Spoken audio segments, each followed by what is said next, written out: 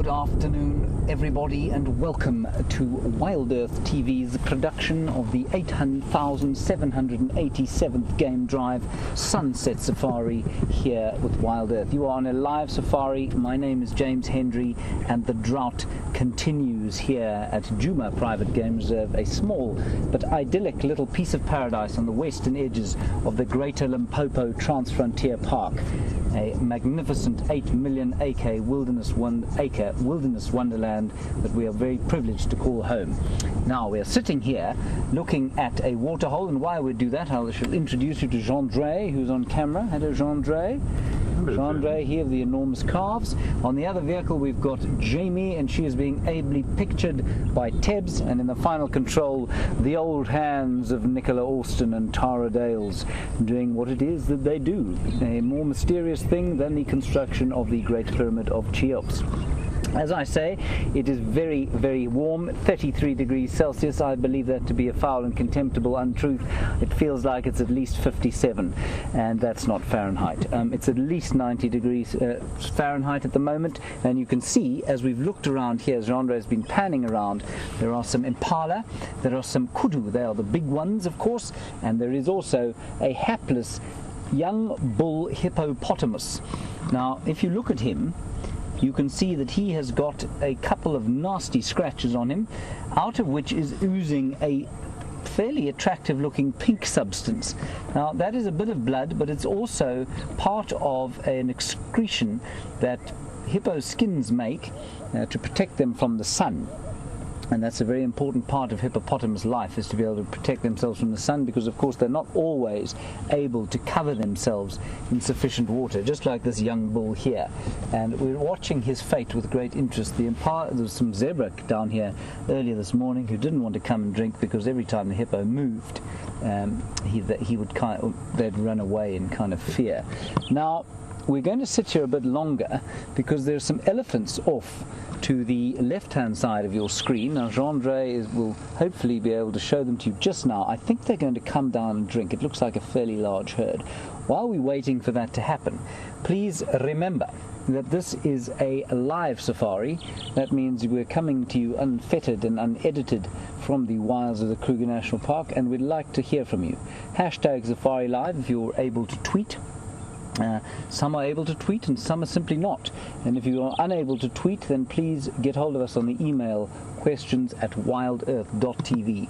Any comments you have, any questions you have, anything you'd like to know about the area or the sightings that we're looking at this whatever time it is that the afternoon progresses to, then please feel free to get hold of us. We'd love to hear from you.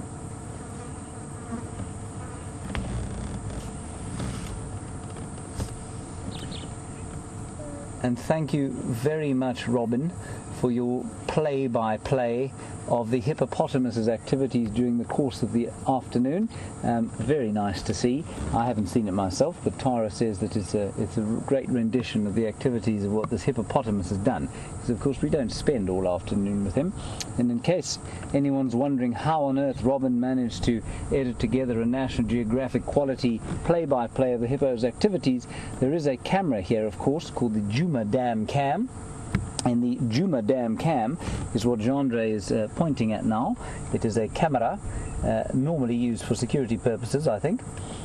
And hello, Paul. Thank you. We are waving at you. Good day, Paul. In case you're wondering who the person next to Jean-Dre is, that's Jerry. Everybody, well, so Jerry, say hello. Wave. There we go. Jerry was supposed to be hidden, of course, but she isn't. She's one of our directors. Now, I don't think we're going to sit here for too much longer. I think those elephants don't look like they're actually coming down here. So let's move gently down into the drainage line, which is the dry riverbed that sort of feeds this now excessively dry dam in front of Vuyatela camera. And we're going to just drive down here slowly and see if we can get a look at them. It's pretty hot. I mean, it's not quite as hot as I said it was, but it has been pretty hot, and this wind is going to make it even more drying than it might be otherwise. So let's drive down there gently, and there's a lovely kind of peace to the atmosphere, even though it is very hot, and we'll see if we can pick that up from the elephants over there. Right, so as I was saying, Robin managed to create this picture of the hippopotamus from the Djuma Dam cam. And we've got cameras around the world actually over various wildlife hotspots. The two you need to worry about if you're thinking about following our activities here are the Djuma Dam cam, not this one, and then we traverse a little piece of land to the west of us called Arathusa, about 600 hectares of that, and there's a camera on the dam there. And that's unsurprisingly called the Arathusa cam. I don't think we can get down this way. I think we'll probably have a fairly substantial accident if we try and go down this way. So we'll go around there.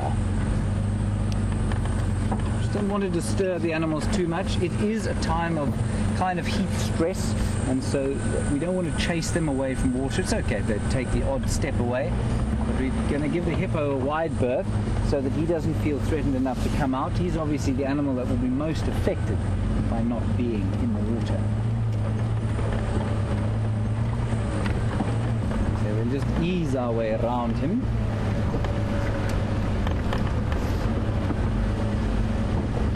And those oozings there that you saw on the hippo's skin, ooh, Wahlberg's eagle just flew out of the tree. And he's being attacked, mobbed by a fork-tailed drongo, very brave fellows, the fork-tailed drongo. That's not a Wahlberg's eagle. Let me get out my powerful binoculars. No, it is a Wahlberg's eagle, I think. I think that's the... Ooh, hang on a second, everybody. Give me a second. Be patient with me. I think that's one of the Wahlberg's eagles, but it has a very wide tail. Possibly because it's just turning. No, it's not, you know. It's got a very wide tail. And it's also too big. Goodness. The only other thing that could be, and I will just have a quick look. I'm keeping an eye on the elephants, everybody, but I'm just going to have a quick look to see if that isn't a juvenile martial eagle. It didn't look big enough to be a juvenile martial eagle to me, but it's possible. It's also possible that it's a booted eagle. Goodness gracious, all the brown eagles causing me great consternation. Now, audience, viewers, marvelous, knowledgeable people who so often, when I don't know something, come back with an extremely interesting answer or totally correct piece of natural history that I didn't know. If you have any idea what that was, please send it through. Here are my options. There's the juvenile martial eagle. Now you can see it was very white below, very pale below, just like that. They just are very, very big. But I'm tending to go with juvenile martial eagle there. You see that kind of very fanned tail there, and here is I'll just quickly find for you the Wahlbergs. There's the pale form Wahlberg's eagle, and we've got lots of them, or we've got 3 of them at least on a nest here, and you can see how narrow the tail is there. And there was absolutely no narrowness about the tail that we watched. So that's what I think it was. I'm going to go with juvenile martial eagle, and unless one of you brave virtual ornithologists has something other to tell me, which I'll probably go with your suggestion, let's go with juvenile martial eagle. And let's go and see the elephants now.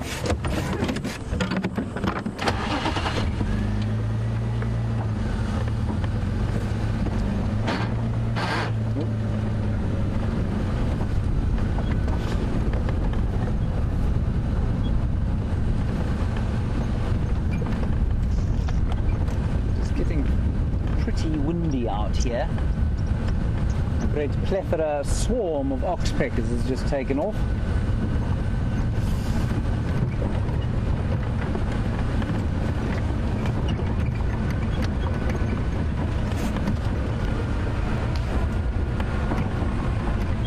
Right, now you might be able to see the elephants there.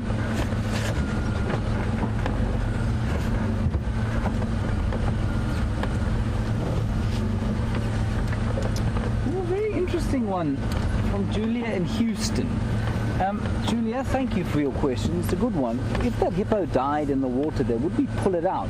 to protect the quality of water? Julia, I believe we would. It wouldn't be up to us, of course, it would be up to Juma's management, but I believe that would be the good thing to do. I mean, it's a pumped pan, so it's not like it's a natural piece of water, and there's no real reason for the hippo to rot in it and cause it to become totally undrinkable. We'd probably just pull it to the side and then let the hyenas and other scavengers, like the lions, have at it. So, yeah, Julia, I think we would definitely pull it out, and provided the tractor could pull at least 2 tons. That's 4,400 pounds worth of hippopotamus. I'm driving extremely slowly, like we're out on Sunday rather than Tuesday afternoon. But there are the elephants there, sort of filtering through the bush, enjoying the shade.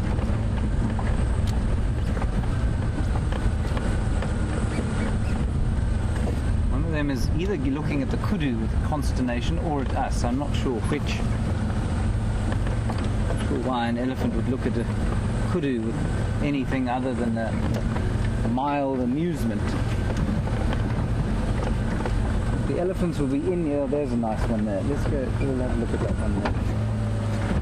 Andre, and I'll go a bit forward. I suspect we possibly have come around the other end there. And we'll just ease our way in here, and they'll be standing in the shade, of course, because it's been pretty hot. What they don't know is that the breeze away from this kind of thick bush is actually quite cooling. It's quite nice. Your heads there, everyone.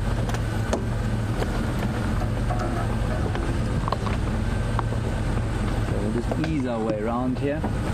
One elephant did look a little bit uncomfortable. Not a great view from here. Right, let's have a quick look there, Jean, and then I think what we'll do is reverse around the other side. So there you can see a small herd of elephants. There are a couple of them spread throughout this sort of thick bush, which is good browsing at this time of the day. Or at any time of the day, but there's quite a lot of shade involved with it as well, so they're enjoying some good browsing on a ziziphus or buffalo thorn tree.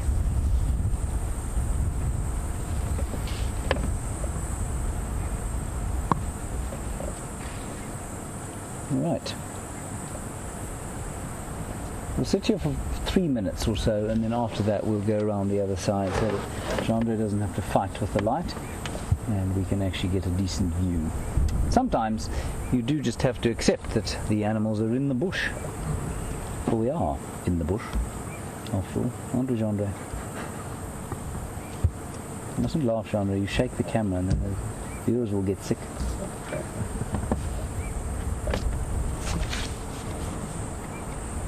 Lots of ear flapping, and if you listen carefully you might be able to hear the wind blowing gently through the trees above us, which is a very peaceful sound indeed.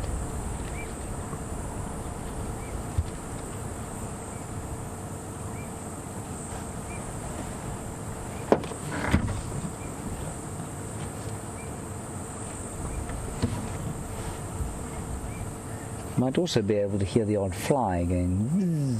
It goes past the microphone. Very summery sound, that. Well, not the most pleasant summery sound, of course. It's normally accompanied by extremely irritating sensation on the face or in the throat as the fly disappears inside. Okay, let's go around the other side there and see if we can get a nicer view.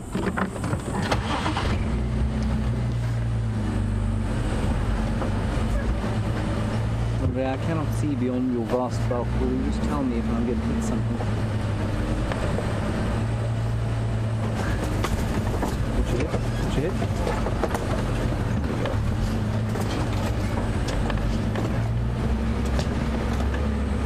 I hope none of you bumped your heads, everybody. You must watch out behind you when we're reversing. Obviously that's not true. If you were to turn your heads in your seats where you're sitting now and someone were to walk into the room, they'd think you were very odd indeed.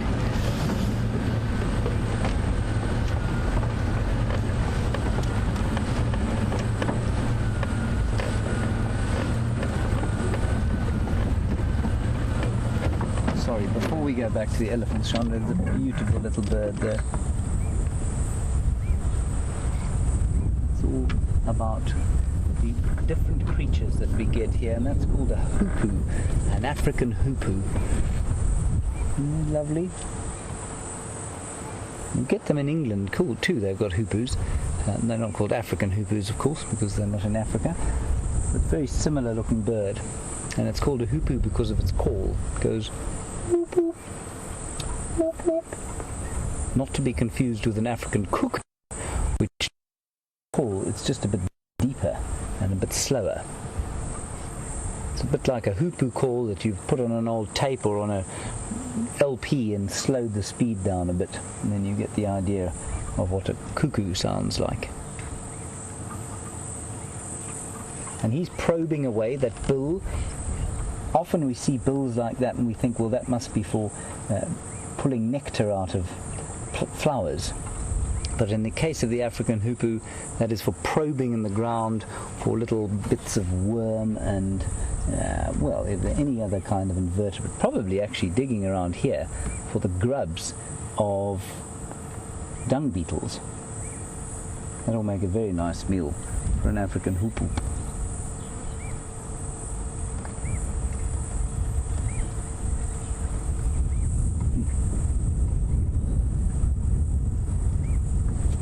Right, let's just sneak forward now and see if we can get a look at those elephants.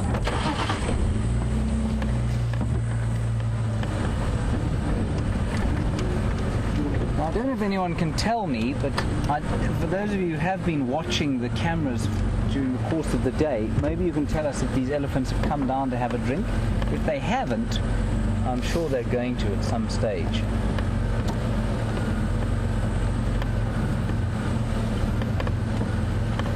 And there we'll have our first view there.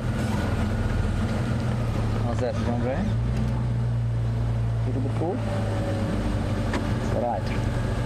Oh, no, elephant doesn't want to see us. There we go, they're coming out the front now. That's a big cow. Big cow. And you know, sometimes it is difficult to tell the differences between the sexes, but that couldn't be anything else.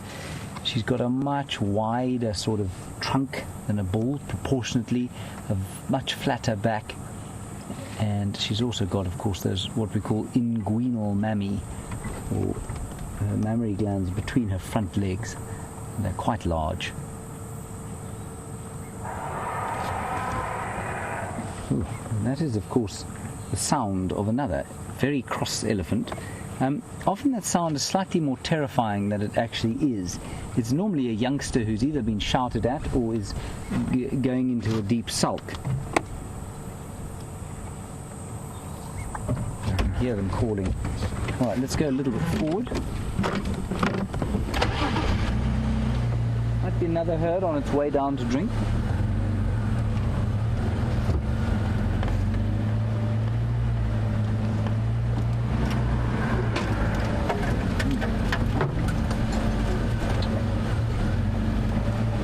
Very cross elephant off to the right hand side of your screen.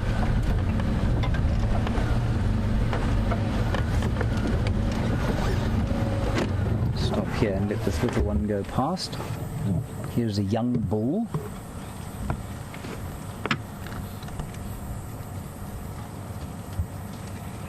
Looks like a young bull anyway. Like I say, sometimes difficult to tell when they're that age.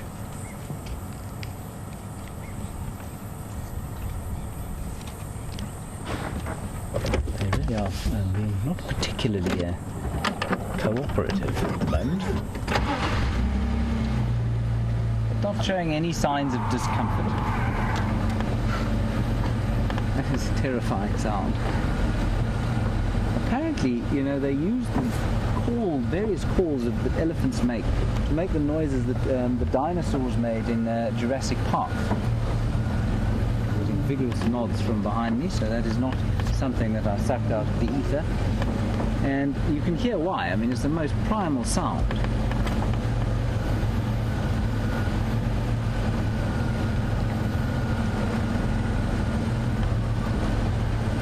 There are elephants all over here, and it's quite difficult to see them, and it never ceases to amaze me that the world's largest land mammal can be difficult to see at all, ever. But let's just stop here for a little while. Chandra, you haven't got much to work with, I'm afraid. go a little bit. We'll just stop here for a little while. See what genre can manufacture from this. But they're all standing in the deep shade as much as they can. That one, of course, is getting rid of some extra baggage. Just see if you can hear them feeding. I'm going to be quiet for a second. See if you can hear them as they feed through the woodland here. Amazing hair.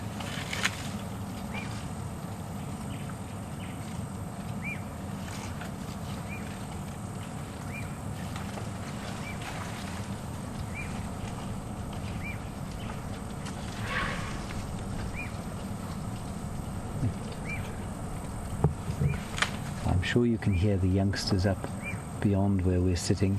I think it's the youngsters calling, shouting at each other. And you also possibly heard the swishing of that incredible tail that this female in front of us has. Oh, here they come.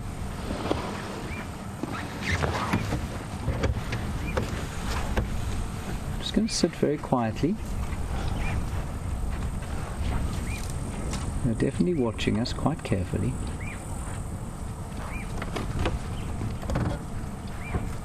This looks like another young bull.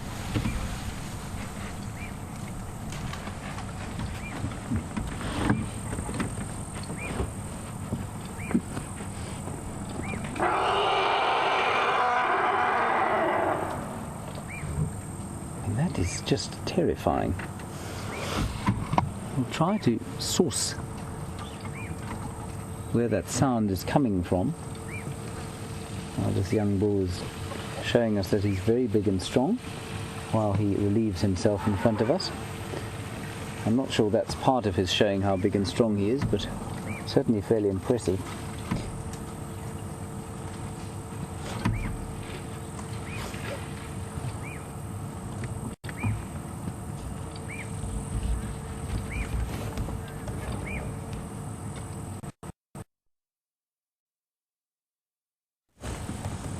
So we'll just watch this young bull. In Maryland and California, you say the elephants did harass the hippopotamus earlier at his waterhole. It probably would have been a young bull like this who caused a bit of the trouble. You can see he's displaying. And young bulls like that are getting to the age where it's time they get tossed out of the herd and they go and make their way on their own, as young bulls must, whether they're human or elephant. Same sort of thing. Eventually you've got to move out of home and go and forge your way. And, well, certainly human beings used to leave home at around 17. Ooh, there's some very vociferous calling going on here. They're all calling around us now.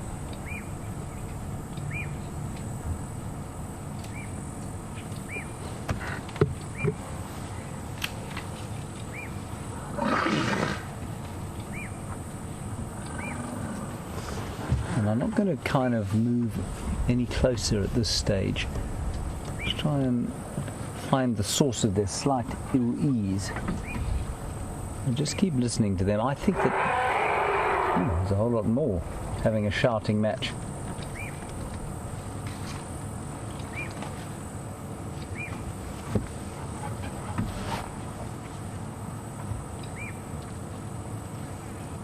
So there, that young bull, you can see he made his little head shake at us. We didn't run away because we weren't particularly terrified of him.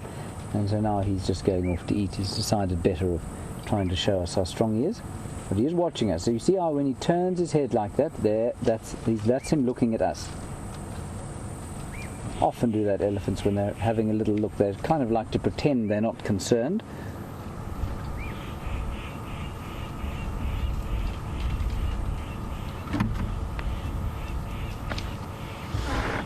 Sneak a little bit forward. What I don't want to do is make them feel anything like they're being pushed here, because there is an electric fence that goes around the camp here, and so we don't want to make them feel like they're being cornered in the slightest. I mean, they've got lots of space to go away if they want to.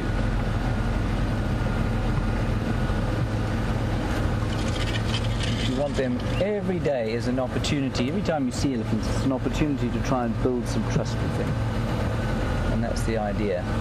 Sometimes it goes wrong, but the general idea is to try and build trust all the time.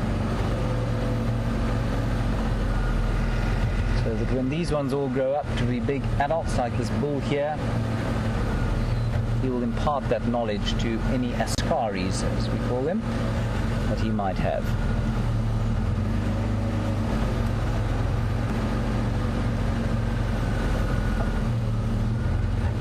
Sneak very slowly forward. He's watching us carefully, and I don't want to irritate him. But you're also not going to get a picture unless I move a little bit further forward. There we go, that's fine. So all the way up here, we've got those elephants who are shouting at each other. Not sure why they're shouting at each other. It might have something to do with bulls in the herd that are creating a bit of upheaval. I can't see any big bulls.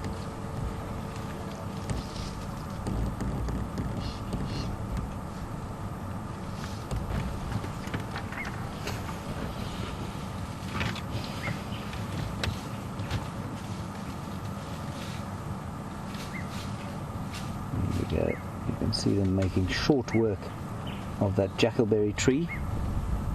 No, it's not a jackalberry. Let me get out my powerful binoculars and have a look. But that is not the first time that tree's been had at. No, it's one of those variable bush willows, I think. They are very delicious tasting. Well, I mean, I say that under advisement. They're not particularly delicious, but they certainly taste very different to the red bush willow. We'll give some to Genre. Genre, you haven't done the Cabriton taste test yet, have you? Oh, well, now that's something to look forward to, isn't it?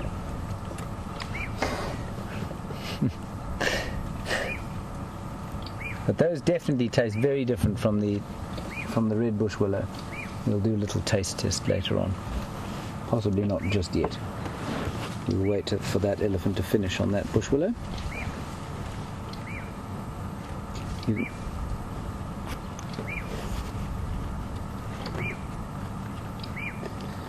We did have a view of that big cow originally, and she looked like she might have had a bit of a swelling on the side of her belly. And Auntie Lynn, you want to know if one of them might be pregnant. Auntie Lynn, I think she may well have been pregnant.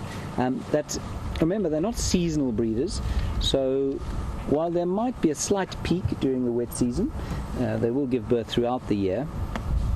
So it's quite possible that female we saw earlier is pregnant. There may be one or two other pregnant ones around here, but certainly the first one did have quite a nice swelling on the side of her belly, quite high up, just sort of in front of the hips. That's generally where you'll notice it. So Auntie Lynn, yes, may well be some kind of pregnancy there.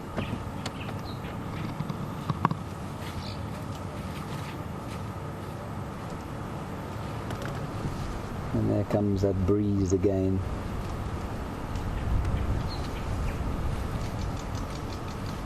You can see that fence there, and while it's not a particularly wildernessy thing, it is so wonderful that there is a camp here, and the elephants will come right around it. Karula, as many of you will know, our favourite leopard, one of our favourite leopards, 11-year-old female. She likes to actually go into the camp there. She'll jump the fence or go under it, and the nyala jump it, sort of like it isn't there. And so great that you can come to a place like this and basically have nature all the way around you, behaving as it would, or has, for endless millennia in this area.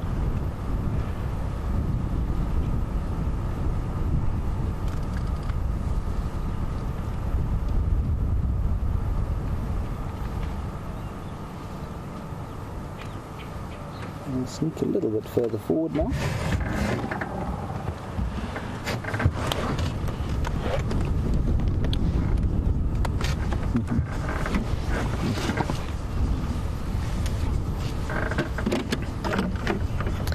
So a brilliant observation from Debbie in Vancouver, who's obviously been watching the interaction that they had with some wild dogs the other day. And what they did was they made that loud kind of roaring noise, like a Tyrannosaurus Rex, if you've seen Jurassic Park. And Debbie, you want to know, I mean, they obviously do it around predators, but why else would they make a noise like that? As you say correctly, it could be for discipline, could be a young bull who's just upset, and he's, I've seen kind of just off teenagers, sort of pre-teenagers shouting like that at each other, and at some of the older ones, when they get irritated, they'll shout like that. And also, if there's a musk bull in the herd and he's trying to mate with one of the females, if she's an estrus, then they also make that kind of a noise. There's great excitement, but it's normally not a very happy noise. Another one coming down here. It's quite a big herd.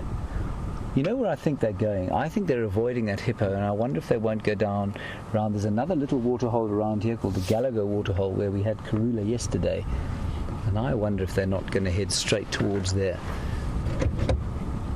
So we'll probably try and make our way around there with them. But again, very narrow way for us to move here, so I'm going to wait for those elephants to go a little bit further.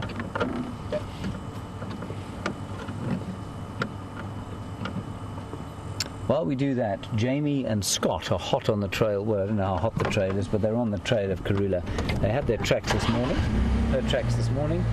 and Jamie's going to see if she can't find Karula. So she'll probably be off on foot. Oh, we can go straight across to her. She'll tell you that. You don't need me waffling on about her. I'll try and get into a decent position with these elephants, and I'll see you just now.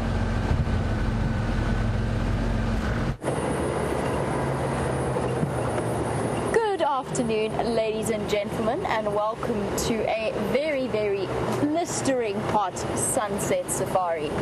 For those of you who don't know, my name is Jamie and I have Tebs on camera with me this afternoon, and I think that Tebs and I may have our first animal of the afternoon. One solitary impala. It's the kind of afternoon that everything is trying desperately to hide away in the shade, including this poor guy. Poor girl. The only blessed relief, I suppose, is that I'm not pregnant in this heat. I wonder how these poor girls suffer.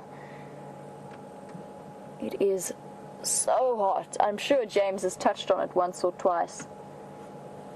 My plan is to head around to some of the trees and the dams and see if we can't find something hiding in the shade. I have been trying to follow up on where Karula's tracks disappeared from this morning. No luck just yet. I know Scott's in the area as well. He's going to go for a bit of a walk in that block. I walked there this morning and I went up and down and round, and there was absolutely no sign of her. And I'm pretty sure, knowing Karula, she probably watched me walk past a couple of times. Probably hiding underneath a bush somewhere. I'm going to continue on now, though, and double check around Treehouse Dam. Oh, there's another impala. My word. The second life form of the afternoon. Third. A couple of them hanging around in the shade. There's something... I don't quite know how to describe it, but I was thinking about it earlier. There's something raw about this type of heat. Raw and quite awe-inspiring. It's just a reminder of how incredibly hospitable this place can be, with the wind blowing like an oven. Is incredibly warm, and it's almost like everything out here is holding its breath for the moment, waiting for everything to cool down. Everything from the birds to the mammals wandering around, everything's trying to hide in the shade, find a bit of breeze, and keep its head down until it gets a little bit cooler, when life can start to move again. The world is quiet here at the moment.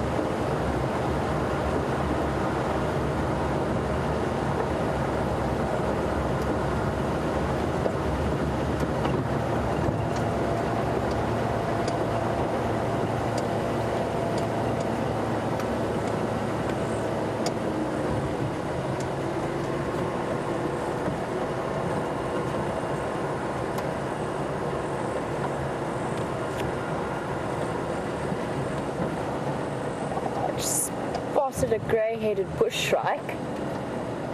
Unfortunately, it also wants to remain hidden. It's disappeared off into the leaves. But on the subject of grey-headed bush shrikes, to go back to our white-faced mongoose that we saw a couple of days ago. And for those of you who missed it, it was a dwarf mongoose with a perfectly white face. It looked like he was wearing Halloween face paint. It was unbelievable. The perfect symmetrical brown strip down the middle. And Debbie, you've been doing a lot of research into this topic, and you suggested that it might be connected to some form of leucism, where the genetic condition that is a lack of pigment results, it spreads from the skin into the hair or the fur of the creature. Debbie, what I did do was I actually sent through this question to a friend of mine who's been working in dwarf mongoose research for many years, because that's what I thought as well. I thought it was some kind of example of leucism or one of the genetic color variations that we do get out here. We've seen it in things like leopards and servals. You get that melastic type, you get the strawberry colored leopard, all kinds of different genetic variations linked to recessive genes. So I emailed a friend of mine and asked her what she thought, and she tells me that it's actually not as unusual as I thought it was. It is a condition that a mongoose will get, but it's not connected to the genetics in any way, shape or form. It occurs when the mongoose has either suffered some kind of injury or, from what I understand, some kind of skin condition. It's really interesting, not what I expected the answer to be at all, and something that causes the mongoose to lose the fur around that area. And in this case, because of the symmetry of it, it was probably related to a skin condition. And for some reason, when the fur does eventually grow back in those bald patches, it grows back white or grey in this case. So she said that she has seen it before. It's not unheard of, and it's not in any way connected to the types of leucism that we hear about. For example, what affects those white lions around the Timbavati region. I had no idea. It was a really interesting thing for me to learn. Definitely one of my favorite things about being out here pretty much all day, every day, is that when you do encounter rarities like that, you're pushed to... I think that James has got some playing elephants to show us, so let's head across to him for now. I will be back with you a little bit later.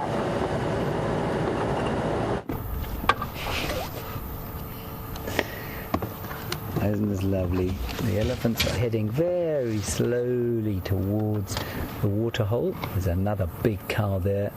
She's just laying down a little bit of law, having a quick look at us to make sure that we aren't a threat to her charges. And I think she's going to make her way through this, where we were walking around, Jandra and I, looking for Karula yesterday. Look at them all going. I think they're going to head off towards the water. Well, I hope they are, because we sure as nuts aren't going to follow them in there. Not without a bulldozer. And you see, it is a little one making that noise. Being shouted at and now having a big sulk. But isn't the colour there just so beautiful as the sun catches it's a weeping wattle tree, the one closest to us. Most closest to us. John, did you like that use of the English language? It's kind of really, really, really close. That's what most closest means, in case you're wondering.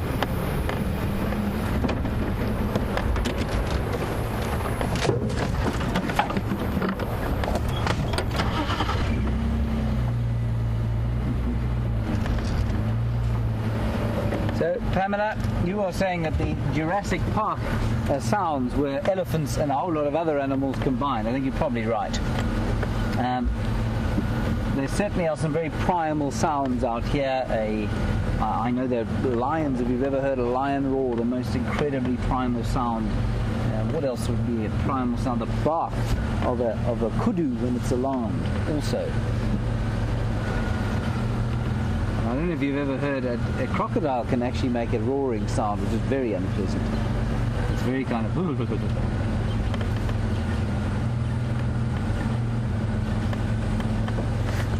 And even buffaloes belching.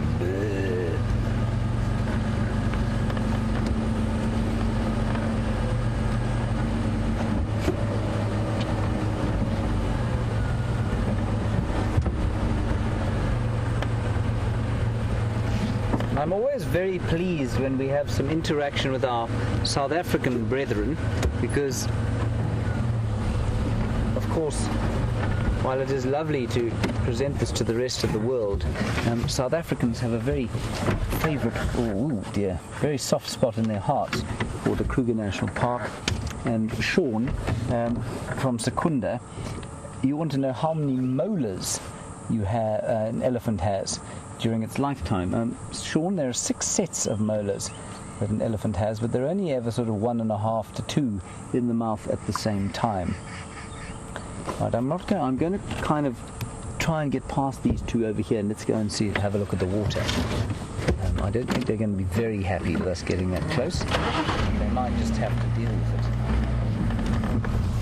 it. Sorry, elephants, don't worry, I'm just coming past. I know Jigger's a bit noisy. She's much older than you are.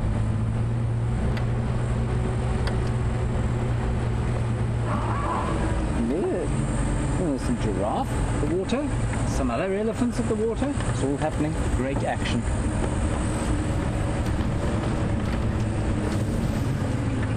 I'm sure there'll be a buffalo bull lurking around here somewhere as well.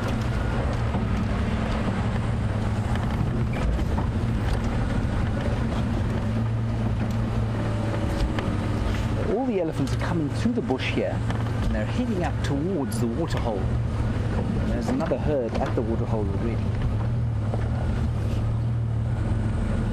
It's a giraffe, you might see it just walking off, decided better of spending too much time with these elephants.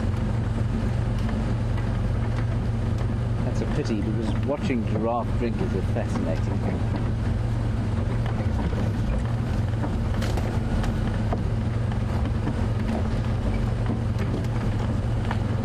Into a nice position where we can watch them.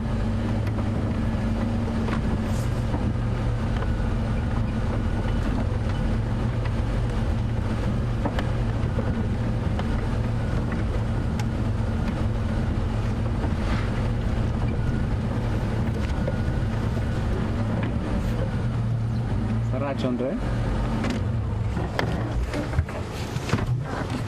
You're over there, Andre. Thank you very much.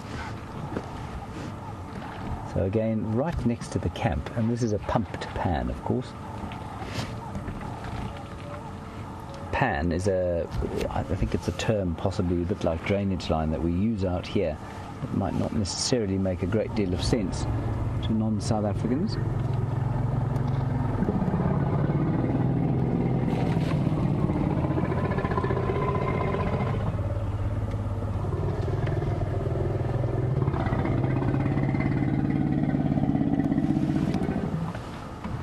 That is amazing.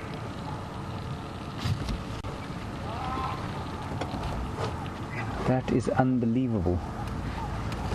What I want to do, I just want to turn around. I'll tell you why.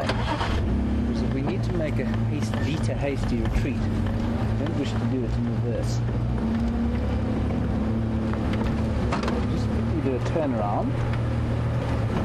I don't think there's going to be any trouble, but there might be a bit of conflict between these 2 herds. And what we don't want is for them to take it out on us.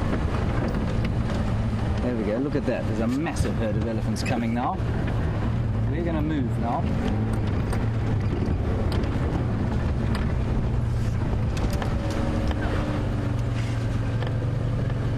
There's a very pregnant female here looking at us. And this kind of angry attitude is brought about by a huge amount of heat stress, not a lot of water around the place, and you can see she's very pregnant, and we just don't want to get in her way. As with human beings, a very pregnant woman, you don't want to get in her way. So I'm just going to let the engine run for a little while. probably be absolutely fine to turn it off, but we're going to be safer than sorry. And there's another reason that they're a little bit upset. There's a very vulnerable elephant with a cut-off trunk. So they'll be very cognizant of how that little one feels with a cut-off trunk. Don't know what happened to her. Right, let me move around them a bit, Jandre, and then we can get a better view when having a drink there.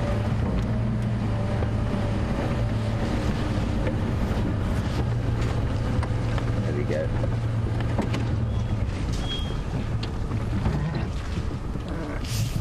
So you can see that the conflict that occurred between them is probably as a result of the water. There are other elephants coming from the left-hand side now, so we will need to be relatively careful.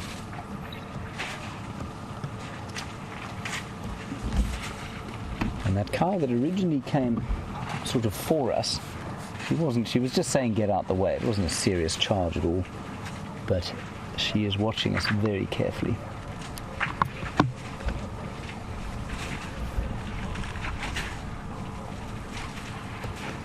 And I was just thinking this, and I'm getting a confirmation from Tara in Final Control that the stumpy trunked one is not one that we've seen before. I definitely can't remember seeing her before, so that's quite interesting. She will be quite vulnerable, and so the rest of the herd will pick up on that and be very protective over her. And you can see those huge bits of mud being flung into the air.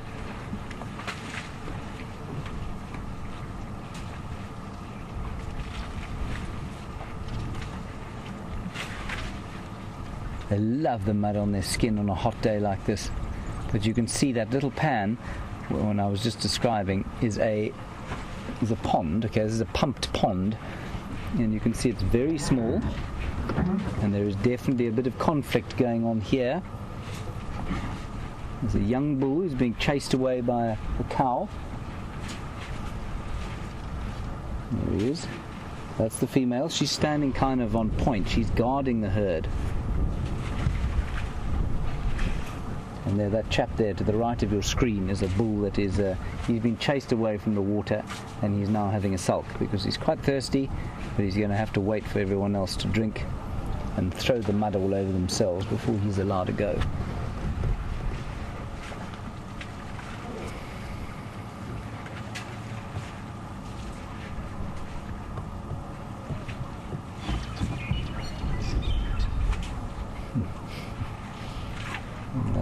Very different sound that you heard. There were two fork-tailed drongos just sitting next to each other and calling out, saying, "What a hot afternoon this is."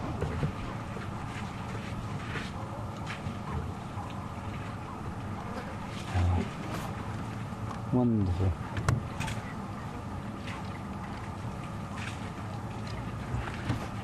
So there's quite a lot of noise that we were hearing, and different things, different kinds of sounds that we've heard the elephants making here. And curious one, you want to know what that rumbling sound like an old aeroplane was? It's the elephants.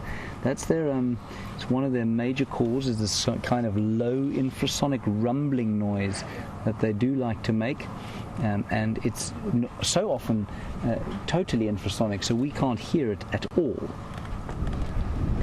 But so that's what we were hearing, that kind of oh, and it was as the two herds came together. And there's going to be a bit of conflict because there is such a dearth of water in the area. I'm going to move a little bit further forward. I think this cow wants to come this way. She looks all right there. We'll just let her lead her charges off that way behind us. And watch her quite carefully. There are more elephants coming to the left of your screen, but we're not going to show them just yet. And curious one, the other noises that we've heard them making is that kind of roaring noise, which is a sign of either irritation or distress, sometimes just excitement.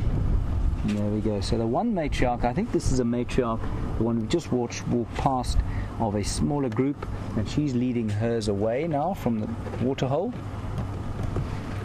And there's another group heading off into the bushes there. And then two young bulls remaining, having a bit of a box there. And what we'll do while they're doing that, there's another small herd probably going to come up and drink now. So we've got this is fascinating actually, we've got 3 sort of distinct groups of elephants here. Now they may well come together at times, but they will also then split up. As you can see very clearly, large group is headed off there. These 2 young bulls, I don't know which group they belong to, and the very small group is headed off behind us. The young bulls having a bit of a play, perhaps a group from different herds. I'm just going to move out the way of these ones in case they want to come and drink. We'll pull around to the side there and watch the bulls from there. So, what a sighting!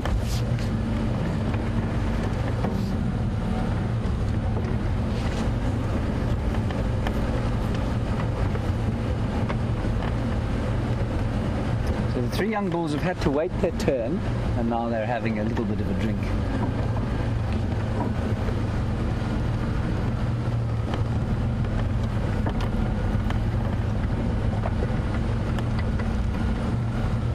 Find some shade for us to park in, but I don't think that's going to happen. Sorry, Andre.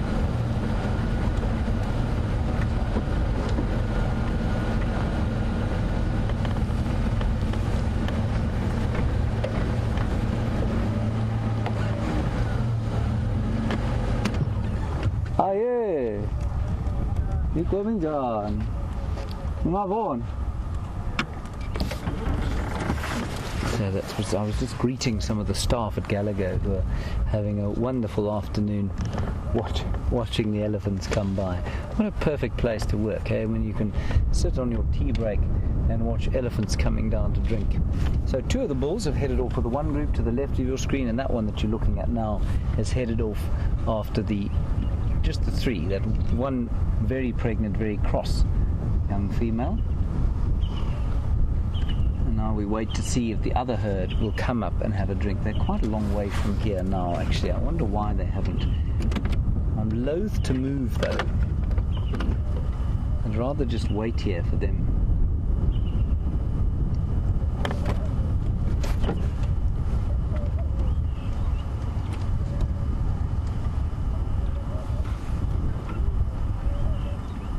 So, interestingly, I don't know if any of you saw it, but that elephant that we saw, I'll move around a little bit here, John, make sure they're coming up. That elephant that gave us a little bit of a rev, she was dripping quite extensively from underneath, from her, just watching these 2 bulls in here, having a bit of a tussle. What a lovely way that dust is hanging in the air.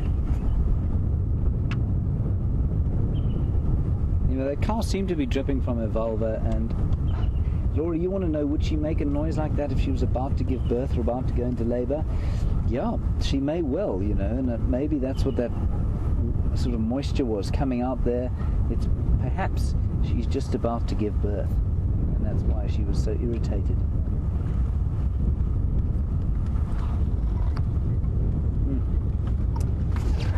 Marvelous. So, Laura, you agree with me, and Marie, you say it looks like maybe she was lactating, and maybe she was most mammals do start to lactate before they give birth.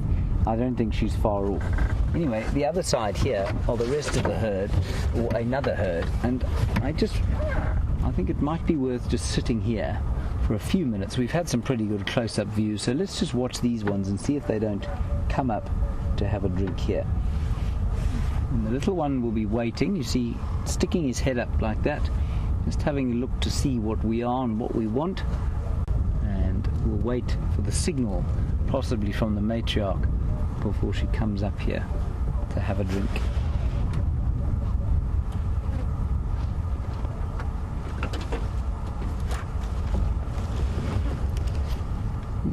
I found Jamie's powerful binoculars in here. She'll use them. Ooh, they're much better than mine. You can actually see what you're looking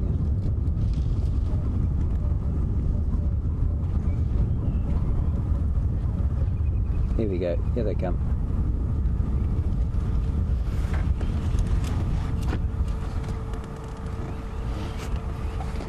Thank you very much, Sean in Skakuza. I'm glad that we'll be able to provide you with a little bit of an idea of the thing that you love so much, which you say is the Kruger, and you visit 3 times a year, and you're about to visit this month. That's great news. Sean, I'm going to suggest you don't bring a jersey. It's pretty warm out here at the moment. So here comes one of the mature cows from the herd. She's coming to have a drink. She is watching us quite carefully.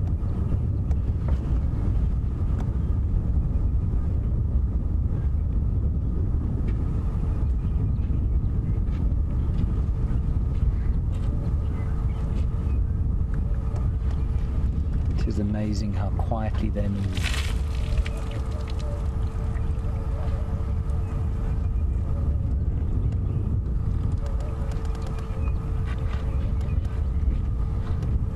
They do love to swim too, you know. If there was enough water for them to swim in heat like this, I'm pretty sure they'd be frolicking about under the water. That's like having a cold shower in pretty greasy water, I have to say. I wonder if they're not coming here, and perhaps not so much as they are towards the hippo pool, because the hippo's probably befouled that waterhole that he's lying in, and maybe this one tastes a bit cleaner, but as you can see, it's a kind of acid green colour, this. So I don't think the cleanest water in the world.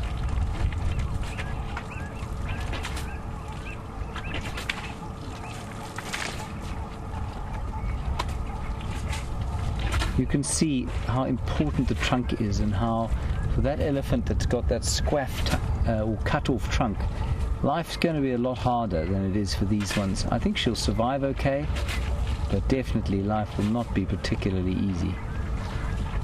Now the female saying to the youngsters, just move away a bit here. That's quite interesting. She hasn't drunk anything. None of them have drunk anything. They're just using it to throw over their bodies. So perhaps they've drunk enough today, and they're just using this as a kind of cool down. That's fascinating, actually. I wonder if the rest of them did that. I didn't notice, but maybe the rest of that big herd didn't bother to drink either. Jean-Ray, did you notice whether they were drinking or not? I'm not sure. So they're quite interesting. I don't know that they're drinking at all. They're just using this kind of grey, greasy, green water to toss over their bodies and cool down. And this other little herd. So that's another kind of little grouping of a matriarch and her youngsters. Well, I don't know if you could call her a matriarch yet. And now the next group's coming out.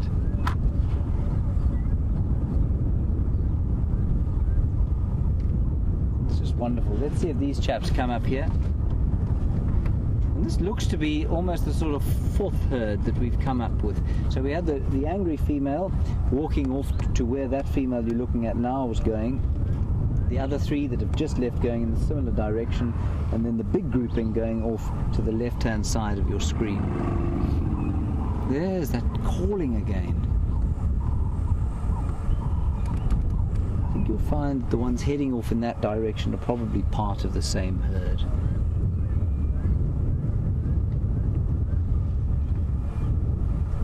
Might well be worth driving around here tomorrow just to see if that very pregnant cow hasn't in fact given birth sometime during the night.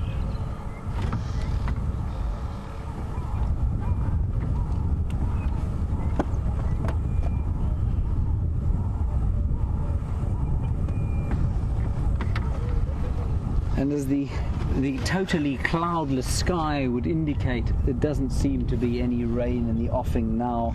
And Alice in Ohio, you say we're expecting any time soon. Alice, while the meteorological websites that I've consulted don't say that there's any rain, maybe some on Saturday, but you know, forecast for this area that far in advance is normally sort of no more than 30% accurate.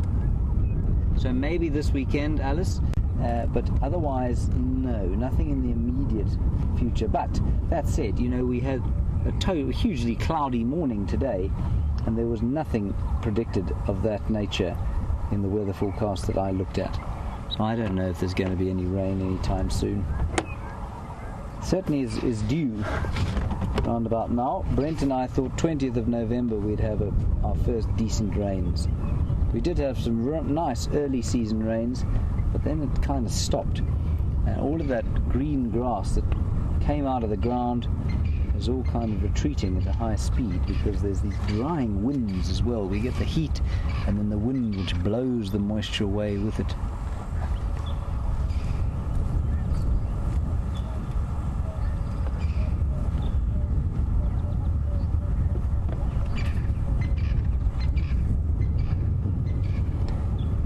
Interestingly, Marie and Barbara, you're talking about elephant birth and how you'd like to see it, and asking how close we could get.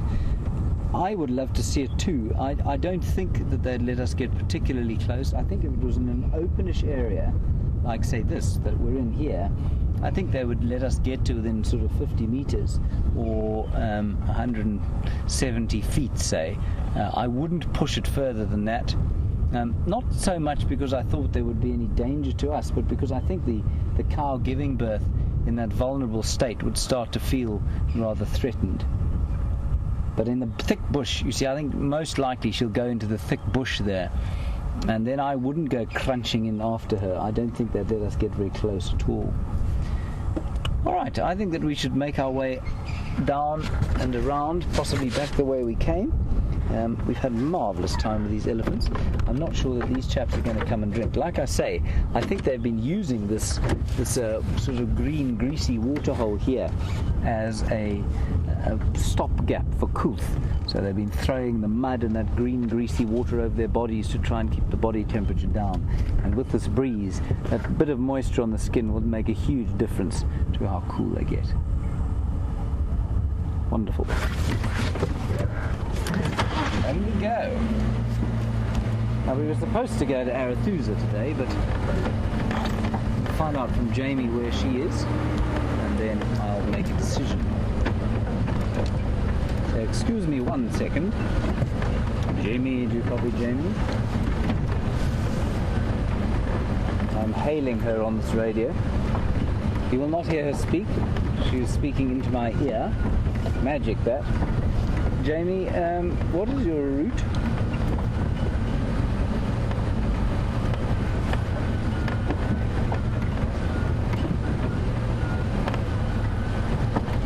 Okay, copy that. I will head to the west. So what Jamie's doing is heading towards Buffles Hook Dam, and those dogs were around Buffles Hook Dam. They've been coming in there 3 or 4 times, so we'll just wait and see if they don't come out there. And we will head we'll head a little bit towards Arethusa, and we'll also head towards where Scott is tracking the leopard, Karula. See if we don't get lucky there. Both in the same direction. Copy, thanks very much.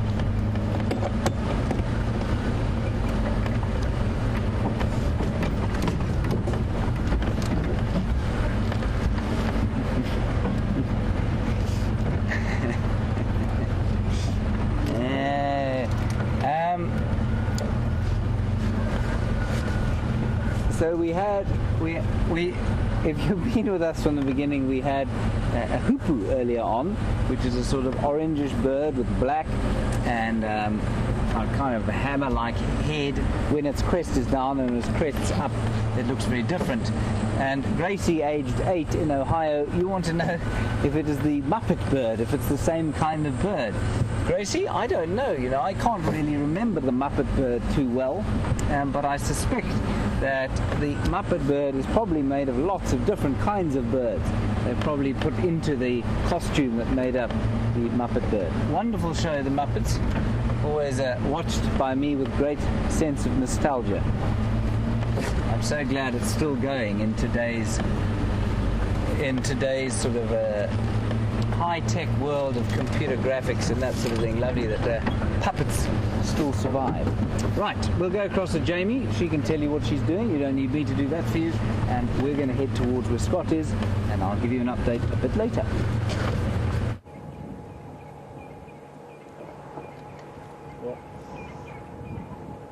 We were discussing, just before we headed back across to James, about that dwarf mongoose with the white face.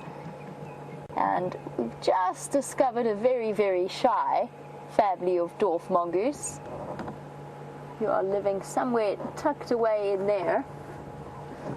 I'm hoping that curiosity might get the better of them and they're going to pop their heads out. But it seems as though they're feeling a little bit shy this afternoon, hiding away. I am en route to Buffles Hook Dam. Just thought I'd stop and see if they're going to pop out. I don't think they want to, though. Come on, little guys, don't be shy. Nope. There was one little head poking out and nothing since.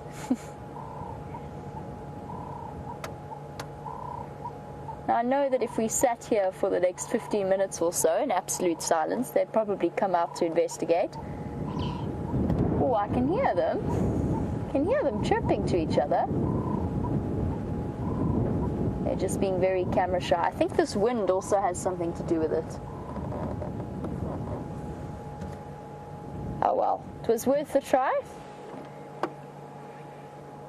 There was also, when we came around, there was also a red-billed hornbill, but he's also not feeling like being on television this afternoon. It's very, very common, I've spoken about this before, but it's very common to see dwarf mongoose and hornbills together. Most of my dwarf mongoose sightings have been accompanied by a hornbill. And that is, of course, because they can form a nice association. They feed on similar prey items, so the hornbills can capitalize on whatever it is the mongoose will catch, and then in return, dwarf mongoose have extra sets of eyes up high to warn them of anything coming around. I spoke about studies that have been done. There's another shy creature. Come on, little Dacre. Try and get Tebs into a vaguely good position to try and see it. There's a Dacre tucked away in the shade. Can you see it there, Tebs? Quite far in. There she's hiding. Little female without the horns, with just a little mohawk sticking up between her ears. And she's demonstrating a very typical small antelope response, which is because she's quite a safe distance from us. She's going to remain frozen in the hope that we haven't seen her. Which of course we have. Hello girl, we see you. But don't worry, we're not out to catch you.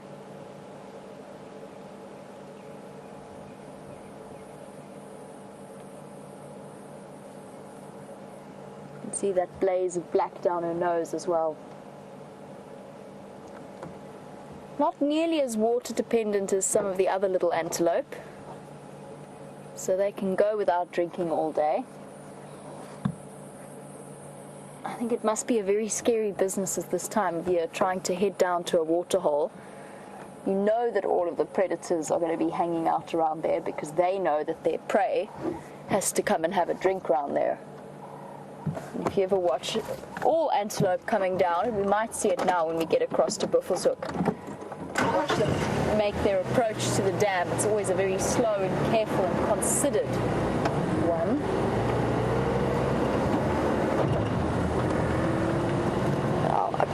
About a week and a half ago or 2 weeks ago, Brent had the inkahumas and he was talking about the flies that were biting them and getting little bits of blood out of them. Well, since there's no inkahumas around, the flies have turned their attention to Tebs and myself, and every now and again we get a little bit of a nip. They really like the soft skin behind my knees. That seems to be the target point at the moment.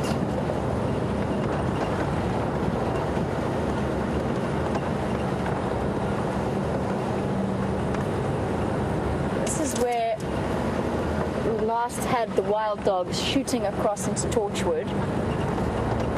So I just thought I'd stick my nose onto Cheetah Cutline and see if they've decided to head back in this direction. The nice thing is we're getting to know more stuff about, or at least more detail about the home range of this pack. This now called the Sands pack, was called the Half-tailed pack.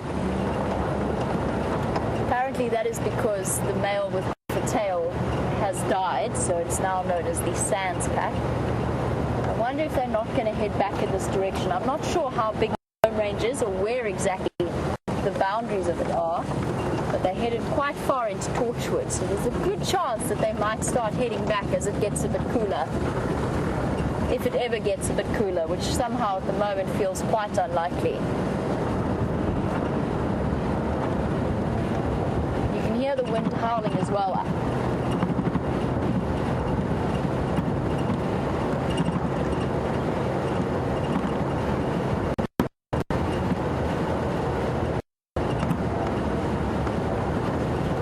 Well, it's been very quiet on our side. We haven't seen that much in the way of mammal life, but we did have those impala hiding away in the shade, and we'll probably see some more as we start heading towards Buffles Hook.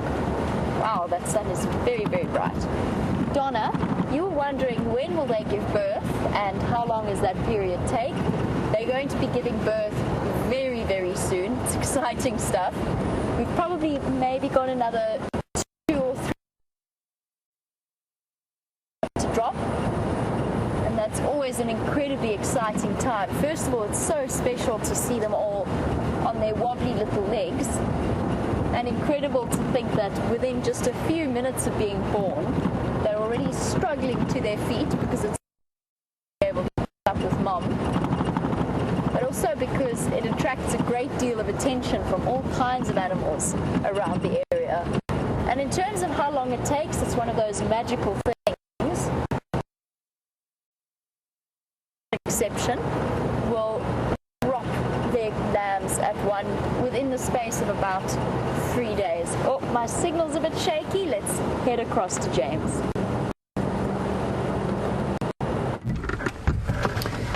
And now we come to Chandre's favourite part of the drive, the tasting part. He's currently eating an apple in a fashion not, well, a bit like a warthog, basically. We will now feed him, and myself, I too shall have some, as will Jerry, and we will test the 2 differences between 2 trees.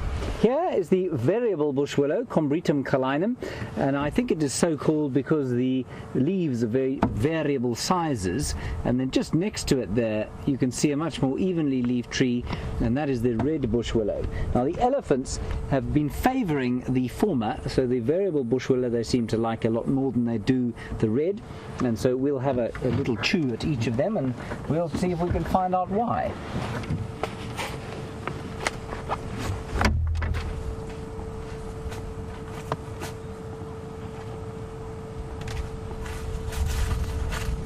Don't worry, Chandra, I'll give you your own one. He's so excited, everyone. You should see his face. He's like a child about to eat some candy. Right, first the nasty one. Drilled.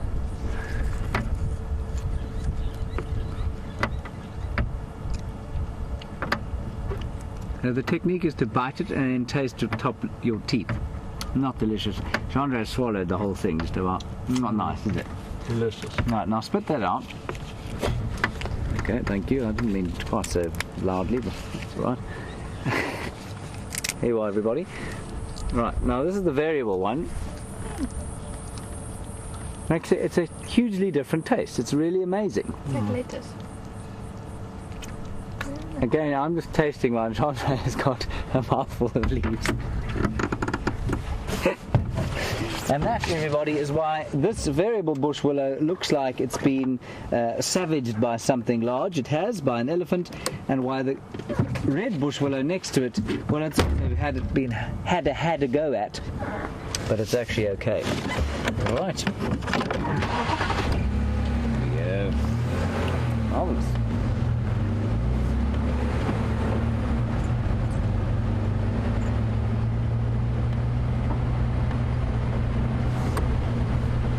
Andre is now cleansing his palate with some water while retching over the side of the car. Disgusting.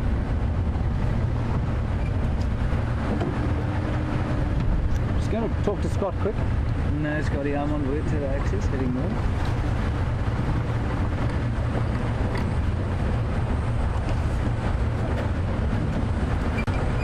Anyway.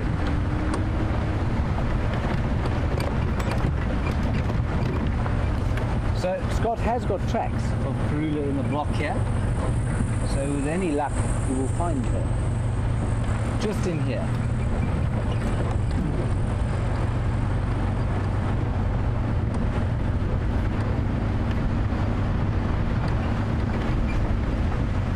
Edge of the heat has just kind of come off the day. It's starting to slowly get a little bit cooler, but it is still certainly not cool.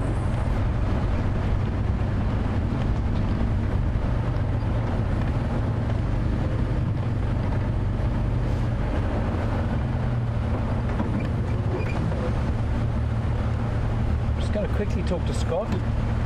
Okay, copy, Scotty. I'll do pilot plane at least. Twilight very slow. Pamela, you want to know? I think if we get cattle dips in the Sabi Sand, no? Egrets, cattle egrets, not cattle dips. I thought it was a slightly strange question. Yes, Pamela, we would get cattle egrets. For those of you who don't know, cattle egrets like it's a part of the heron family. Very pretty white bird with a heron-like neck. And they're what's known as tick birds. Interestingly, the oxpecker is not known as the tick bird, but the cattle egret is. And Pamela, they're quite sort of nomadic. They prefer slightly wetter areas, but we do get them every so often. They come through here. Not cattle dips at all. No cattle dips.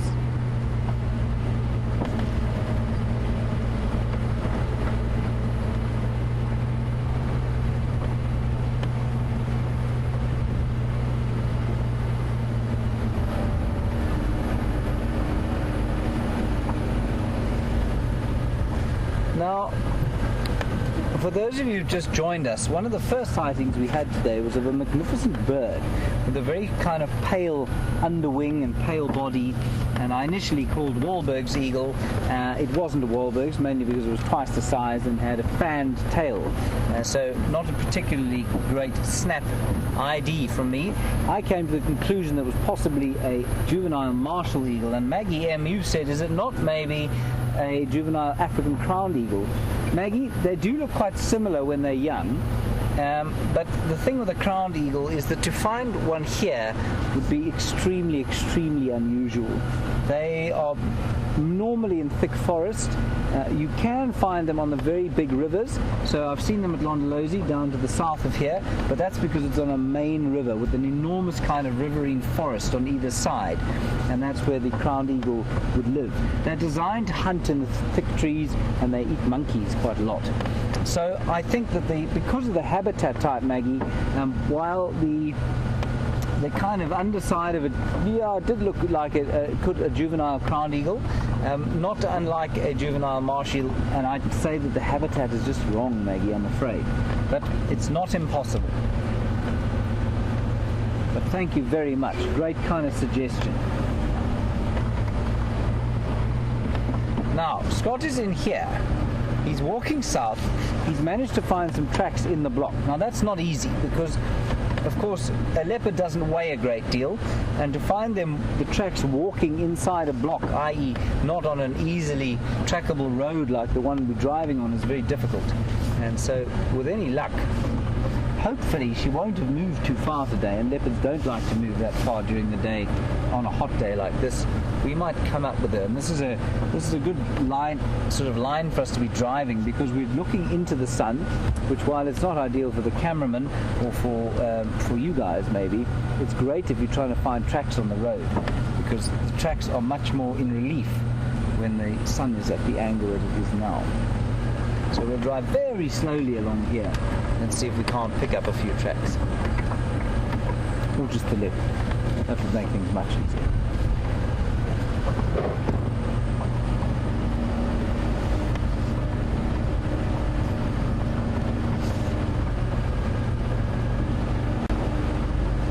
A hot day like today, leopard's probably going to be lying in very deep shade. Maybe up in a tree, but it's unlikely. I did see Karula once lying in a tree when she wasn't trying to eat something. Normally they'll only be in trees if they are threatened or if they have a kill.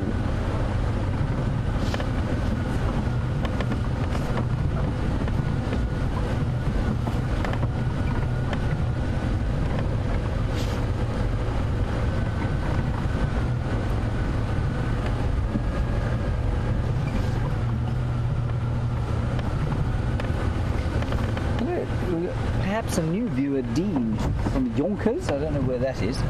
Sounds like an interesting place to be. Dean? Oh, New York, sorry. Oh, I'm with you now. Hello, Dean, in New York. New York. Yonkers is a city in New York State. Sorry, my brain is very slow.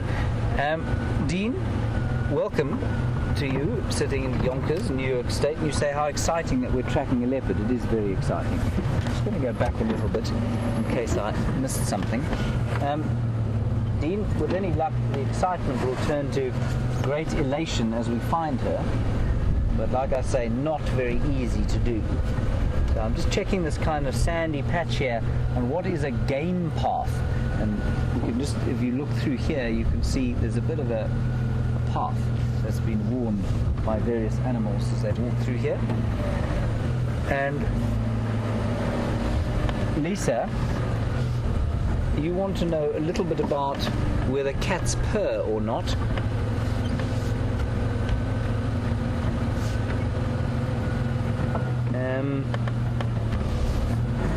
Sorry, I'm just looking at the road here. Lisa and Vicky, you want to know if big cats can purr. And Vicky, you said you think maybe it's just the cheetahs that can purr. You're correct. It is only the cheetahs that will purr. But smallish, but still pretty big cats like caracal, for example, will purr. Absolutely. But cheetah are renowned for it. They make a very deep kind of growling purr, which is a little bit disconcerting if you're on foot next to them.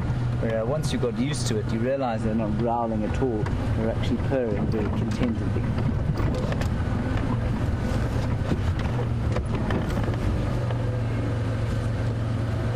I don't see any tracks here, which is a good thing because it does mean she's probably inside the block here. Thankfully, Gendre is looking into the block and not at the road, because otherwise I may well have driven straight past her.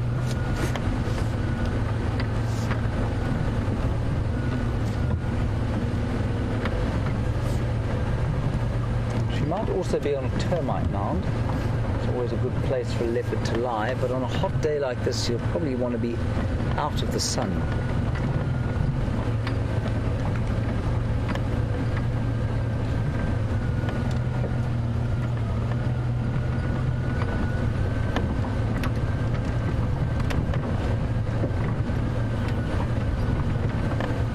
Now, we've been eating quite a lot of different samples of things to see why the animals eat them. And just remember, everybody, if you happen to be a younger viewer or even an older viewer, do not go into the wilderness and just start eating things willy-nilly, because that can be a very bad idea indeed.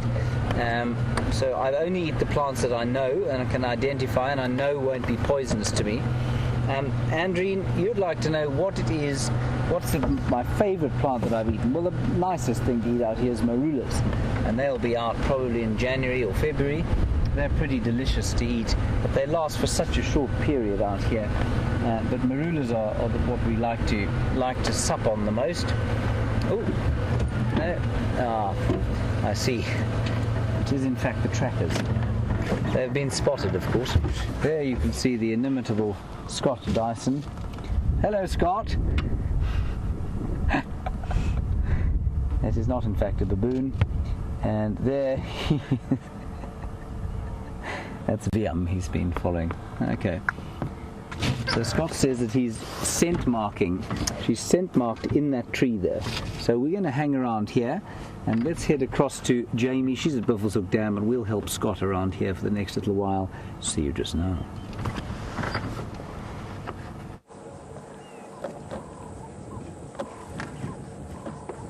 Well, Scott and James continue on their tracking mission of Karula. We've headed across to Buffles Hook Dam, where it all seems to be happening this afternoon.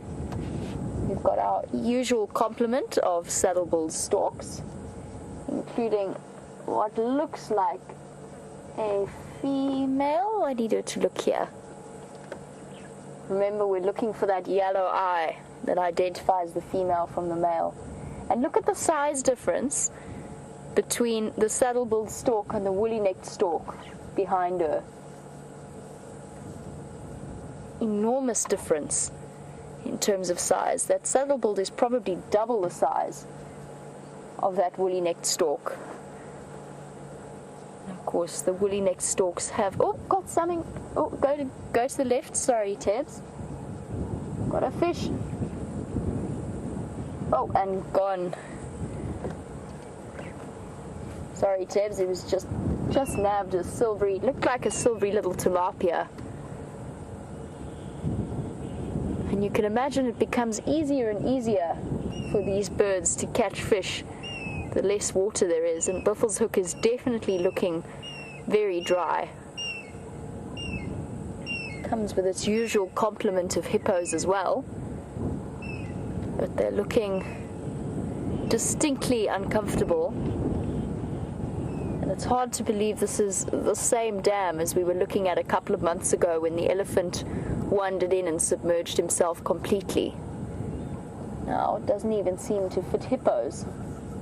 And the oxpeckers and the hummerkops, the birds on their backs, are using the hippos as quite a useful island to sit on and have a drink and catch some freshwater shellfish and mollusks. And the oxpeckers are flying between the buffalo and the hippos. Times are definitely getting tougher though.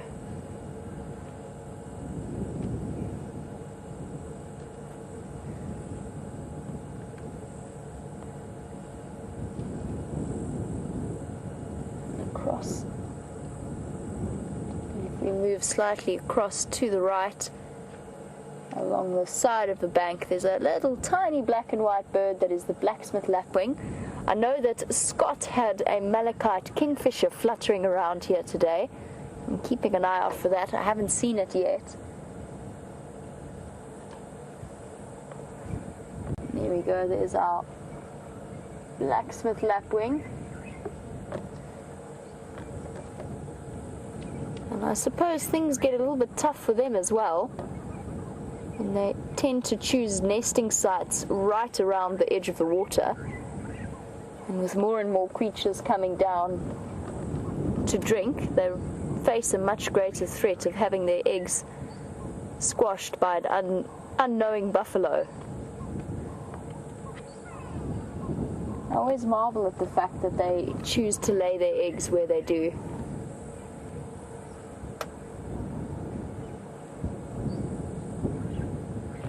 I'm going to shift forward ever so slightly because there's one buffalo, oh, I might shift backwards actually. There's one buffalo who's having a tremendous time scratching on a log. We're not going to get the best view of it, but I'll try and get us at least something. He's up there on the bank, Tibbs. I'll sit in the tree. You can see if he continues his mud rubbing as he was earlier. He's a little bit to the right of that. On the other side of the mound, there he is. He is tucked away in some foliage, but he's having a really, really serious scratch. There's obviously something very itchy on his forehead. And I've walked past that log before. It bears the rubbing marks of many years worth of being a scratching post for the animals of Buffles Hook Dam. It's completely rubbed smooth. And I think that's because it's the perfect height for animals like buffalo to come through and have a quick rub and a quick scratch. He's done now. Perhaps managed to get the worst of the ticks off. It must be infuriating when you're hot and bothered to then have an itchy spot on top of it. There's also some Maribou storks that I'm going to try and show you, but to do that I'm going to need to reposition. But they definitely, even if they are a little bit ugly, they are one of my favorite birds. So let's see if we can get this one sitting up in the dead tree. Bear with me one moment, I don't have too far to go.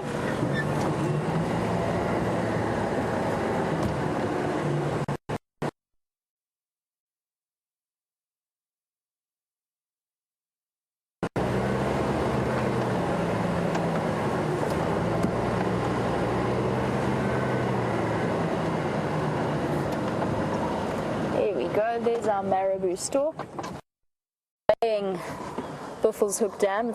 There's a few of them around, but unfortunately I can't show you the other ones without disappearing out of signal range. There's our biggest stork at the dam. And in fact I think the biggest storm that we get in this area. A seriously large, very bulky bird.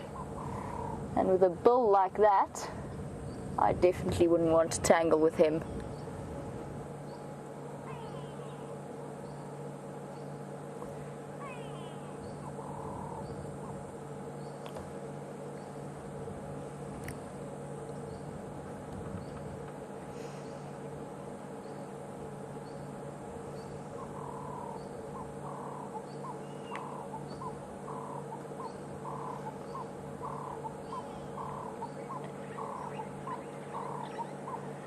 We're looking at a bird that probably, because of its image, has been much maligned, but is actually potentially a very intelligent creature.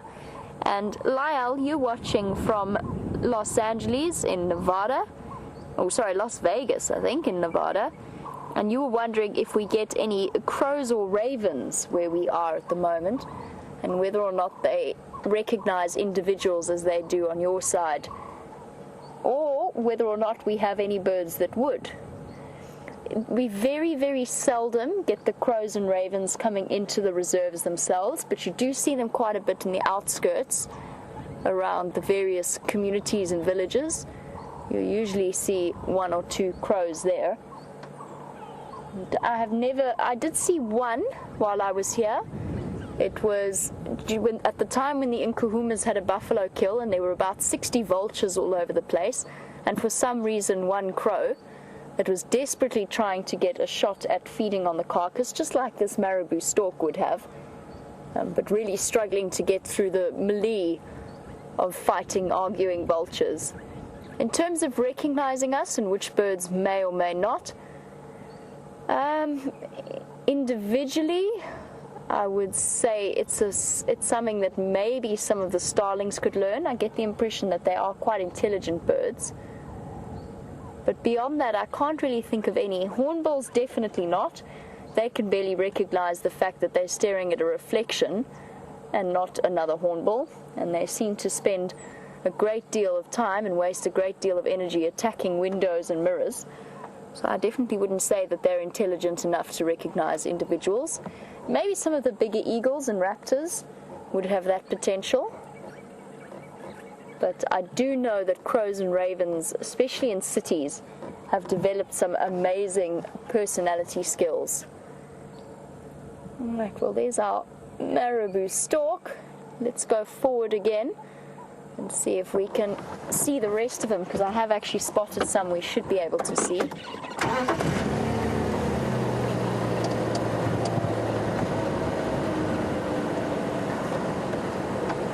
we go, just at the other side of the dam, hiding out in the dead tree. It's nice to see Maribou storks. They're probably one of the most endangered birds that we have out here. And they're the first to fall victim to poisoned carcasses, or one of the first birds to fall victim to poisoned carcasses that occasionally find themselves in the areas around farmlands. It's nice to see a healthy complement of them. Be even nicer to see them nesting in the area. I personally have never seen a Maribou stork nest. It's always something that I'm on the lookout for. I have, however, seen baby Maribou storks, and much like their parents. I wouldn't call them the most attractive creatures on Earth. But then, of course, they serve, those bald, bright heads serve a purpose.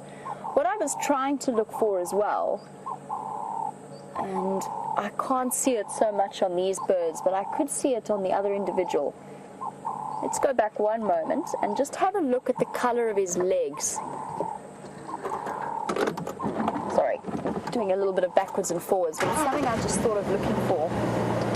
On a day like today, when temperatures in the sun, if we ignore the wind chill factor, temperatures in the sun are probably around 40 degrees. Let's just have a look once again, sorry Tebs, at that stork. Look at the color of his legs. And this is something quite unique to the stork species out here, at the very least. Especially marabous, because they don't spend all that much time wading, as you can see. They're not in Buffles Hook looking for fish. They're also looking around for carcasses to scavenge. Do you see the white coating on his legs? A marabou stork legs are not white. They're grey in colour, sometimes a sort of a healthy pink, depending on how hot it is. But one of the few species that actually defecate down their own legs to help keep cool. And for the life of me, I think it's because my brain is cooking. I cannot think of the official term for it, so if you can help me out with that, because it's driving me mad, you can do that on #SafariLive on Twitter, or you can email through to questions@wildearth.tv. I know what it is, I just can't quite think about it now. It's to do with thermoregulation.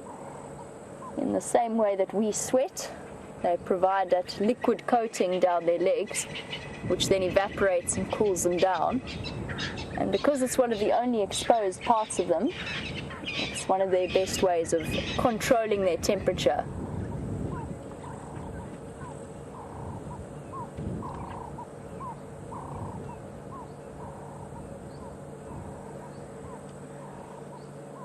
They definitely are carrion birds, and you'll quite often see them thermaling around with vultures. But Barbara, they're not only carrion eaters, they will catch their own foods. So we've seen them in Drought Dam, sometimes attempting to catch barbel, and I think at one time even succeeding, or the catfish that were there earlier this year. They will also hunt snakes occasionally, and you definitely wouldn't want to mess with that beak. It is very solid and very strong. So they will hunt snakes as well, and frogs and various little amphibians, as well as the odd rodent if they get lucky. But they're not really geared towards the type of speed of rodent catching. You can see that huge bright red pouch hanging down. That is also part of their thermoregulation strategy. Very well supplied with blood vessels.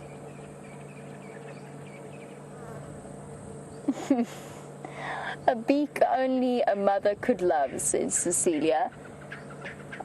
Yes, I agree with you. I remember when I was a child learning all about a centre that was helping to rehabilitate the marabou storks as a species. And they were hand-raising chicks that had lost their parents for some reason, quite possibly the second egg as well, because usually with birds like this, only one egg out of two will survive. And they wanted to raise the birds in a way that, and I'm sure many of you have seen this before, in a way that they could be released into the wild without forming any kind of bond with a human, because you don't want those birds coming to visit people in their houses. They're going to do some serious damage. So what they did was they made puppets. And they were definitely the ugliest hand puppets I've ever seen. That was how they fed them. But they didn't have the prettiest models to go on. I'm just going to roll forward so we can see the buffalo who've gone sloshing into Buffles. Oh, we're going to make...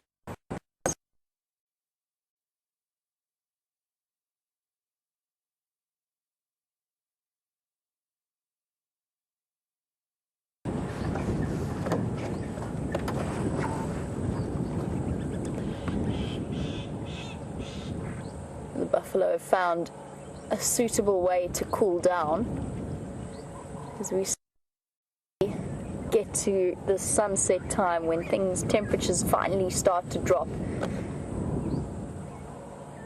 So the time on days like today when it feels like the earth is exuding heat.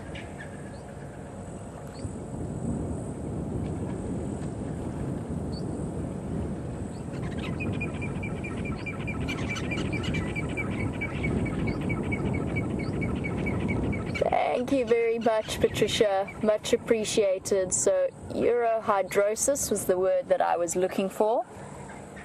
It was driving me insane because it is a word that I know. And of course, it takes on that white color because birds don't urinate, unlike the buffalo tend to do in poor old Buffles Hook Dam. They don't urinate, they excrete uric acid, very highly concentrated, along with their food waste. You can see that Buffles Hook has started to take on a slightly pea green color. The buffalo is still enjoying it as a thirst quenching option.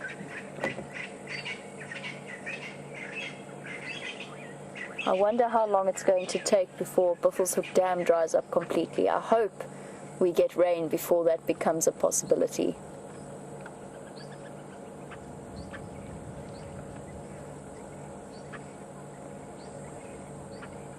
And we spoke yesterday about the animal species that will be the first to suffer as the water table decreases, and you're looking at one of them. Water buffalo, the Cape buffalo are probably some of the most water-dependent species that we have. They do not do well during droughts.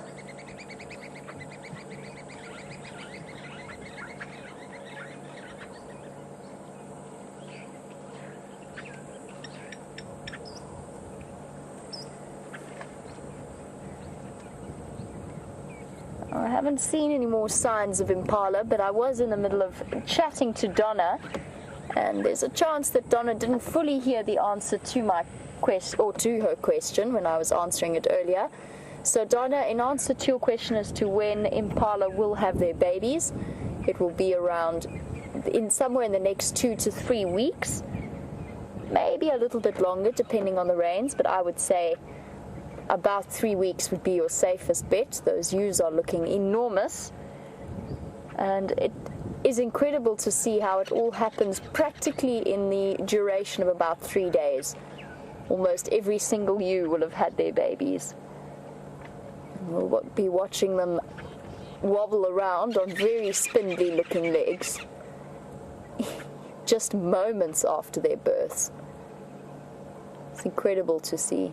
Maybe we might even, if we do get to see the birth, something I discovered whilst conducting these live safaris was that impala fetuses and all antelope fetuses are born with something known as a deciduous hoof capsule, a soft covering around their hooves so that they don't hurt their mothers internally, and that disappears pretty much immediately after birth. And hopefully we'll be around to capture a couple of those births live, even get a chance to see that covering whilst it's still there.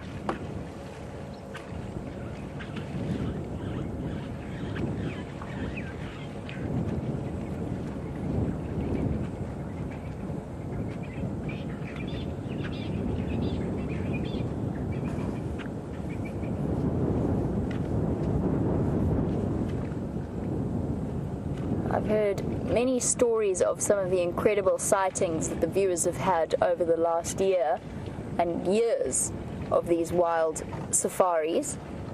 And we have a question about whether or not this dam is the same dam that the wild dogs were seen to chase a pregnant impala into. And Sally, yes it was. Sally was watching last year during Big Cat Week. And this was indeed where the wild dogs chased the impala into the dam and then caught her eventually, tired her out and pulled her out and extracted the fetus as well. Sounds like an amazing but very sad sighting to have had. Hard to believe that this is the same place. Now last year, November, it would have been the start of when we really had the dry season, because a year before that the rainy season before that was incredible. we actually had floods. So it's hard to believe that the weather is so different now. There's still hope, of course. My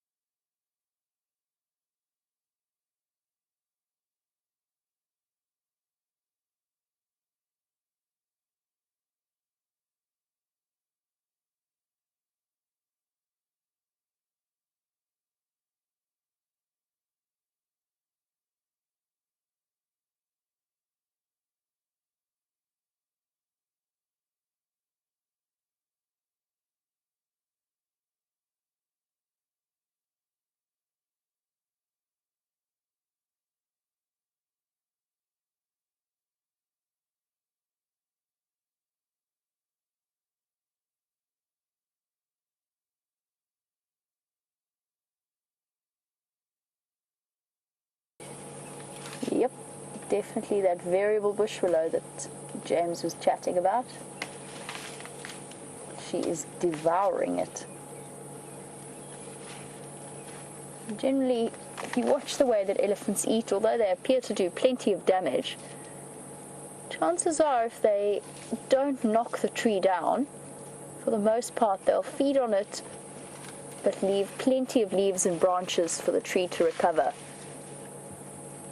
And in that way they make sure that they don't have too much of a negative impact on the area that they're feeding on. It's almost like a way of farming the trees.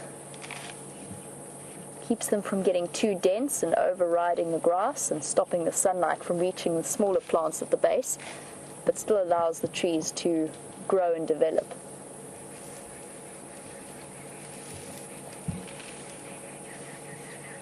Here come.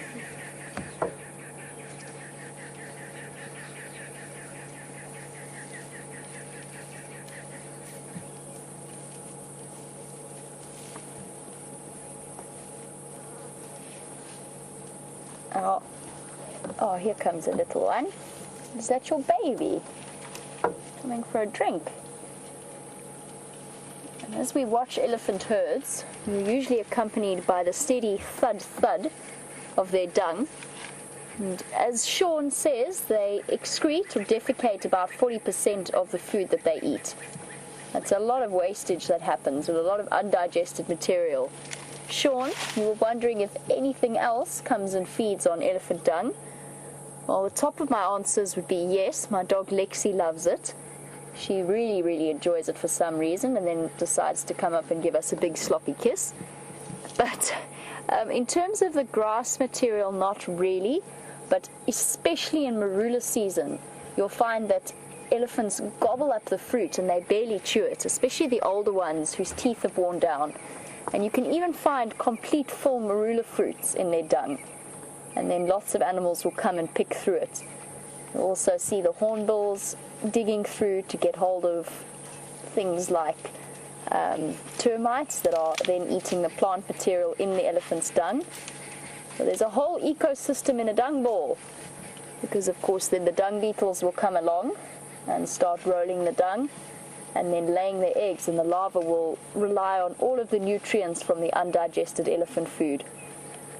But somehow top of my list is still Lexi. It was one of the first things she ever did. I introduced her to an elephant at about about 7 weeks old, She'd been in the bush for about a week, and then once he'd left, I put her down on the ground and she had a big sniff of his dung and then promptly ate it.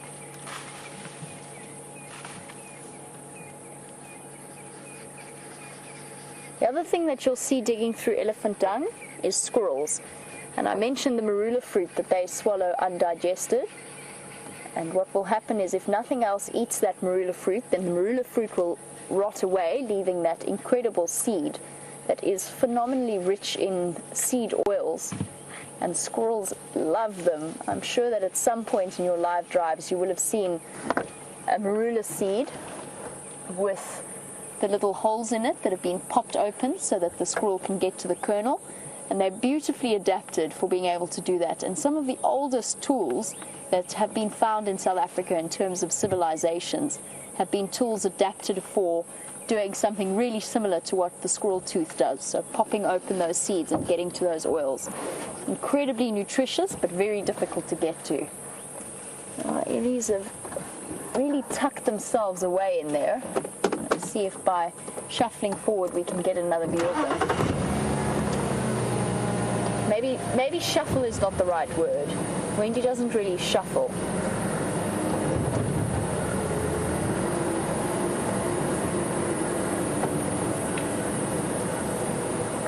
Might have to content ourselves with a view of elephant bottoms for the moment.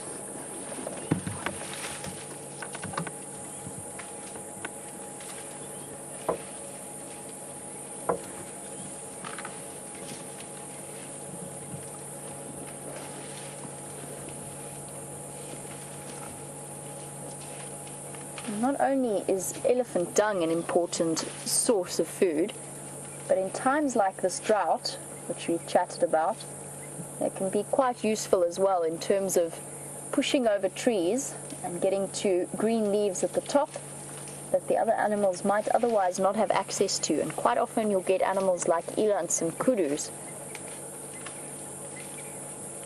following through and munching on the leaves of the trees that the elephants have pushed down.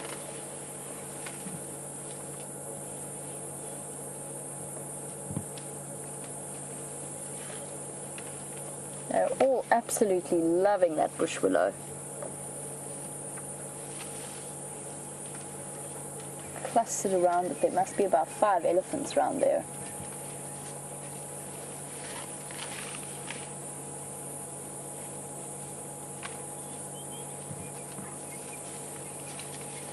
I'm reaching up high, bringing a whole branch down with very little effort on her part. And you only have to see an elephant push down a large marula or a large knobthorn tree in front of you to have a quick reminder as to exactly how much strength that bulk carries.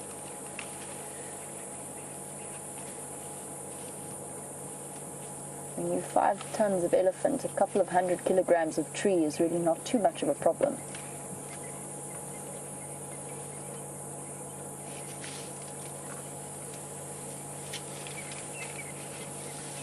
And when you get to see them like this, it's hard to imagine them as anything else but gentle giants. But of course, over the last few days, we've seen them quite aggressively, not fighting, but definitely pushing to get access to water. Going to get more and more dramatic as we go on. She is really enjoying this. I could see why, even in the darkness, the leaves have quite a dark green tinge to them. You'll probably find that this tree is only really just fully grown its leaves back after winter.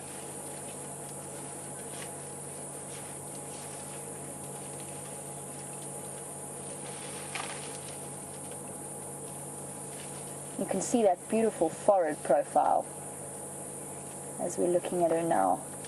That very clear angle from the top of her head and then sloping down towards her trunk. And that's very typical of a female-shaped head.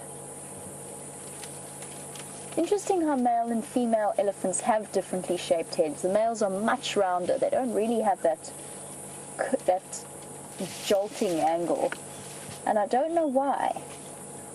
I'm guessing it has something to do with conflict and fighting. Maybe the bones on the males are more developed for impact if they do get into a fight with other males. But I'm honestly not too sure as to why that might be.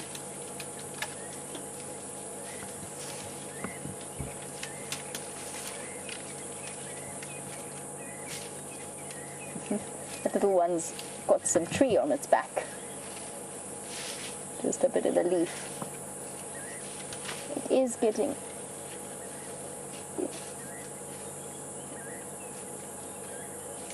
It's getting very dark.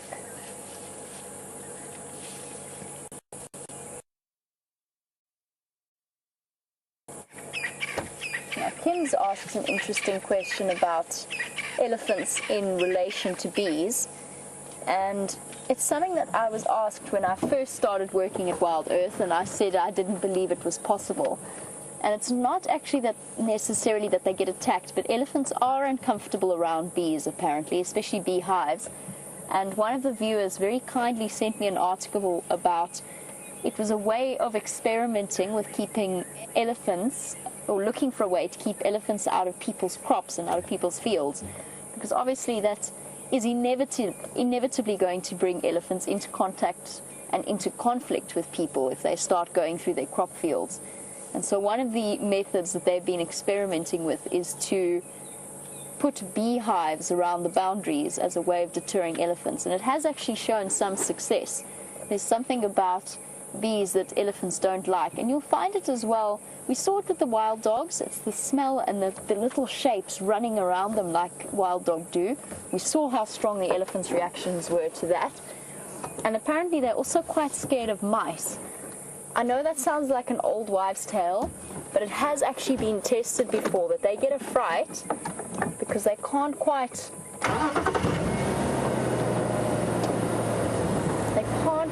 figure out what is scurrying around their feet at such a tiny level. So Mr. Moustache, you had asked a question about elephants and mice. It sounds like one of those ridiculous old wives' tales, but sometimes, just sometimes, those tales have some basis in fact. And they did a couple of tests with elephants and not necessarily mice, but small creatures. You'll even see elephants chasing impala for no apparent reason. It's just that they feel like it.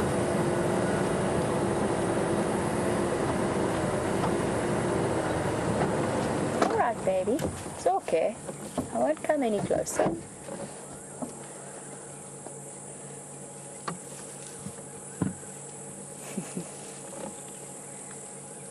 And speaking of facts, myths, and old wives' tales, Cecilia, you were wondering if elephants like peanuts. I don't see any reason why they wouldn't. I imagine that it's something they would like. Not something we get naturally occurring here, and certainly never tried feeding them to our elephants, because of course you never feed wild animals. But I wouldn't be surprised if an elephant would have a good crunch of a peanut if it had the opportunity. It's got plenty of rich oils in it. It is a legume, it's not a nut, but it does have plenty of protein possibilities within that nut, or that legume. So I wouldn't be surprised. I'm not going to test it, but I wouldn't be surprised. Hello, little one. Yes, you. Hello, little boy.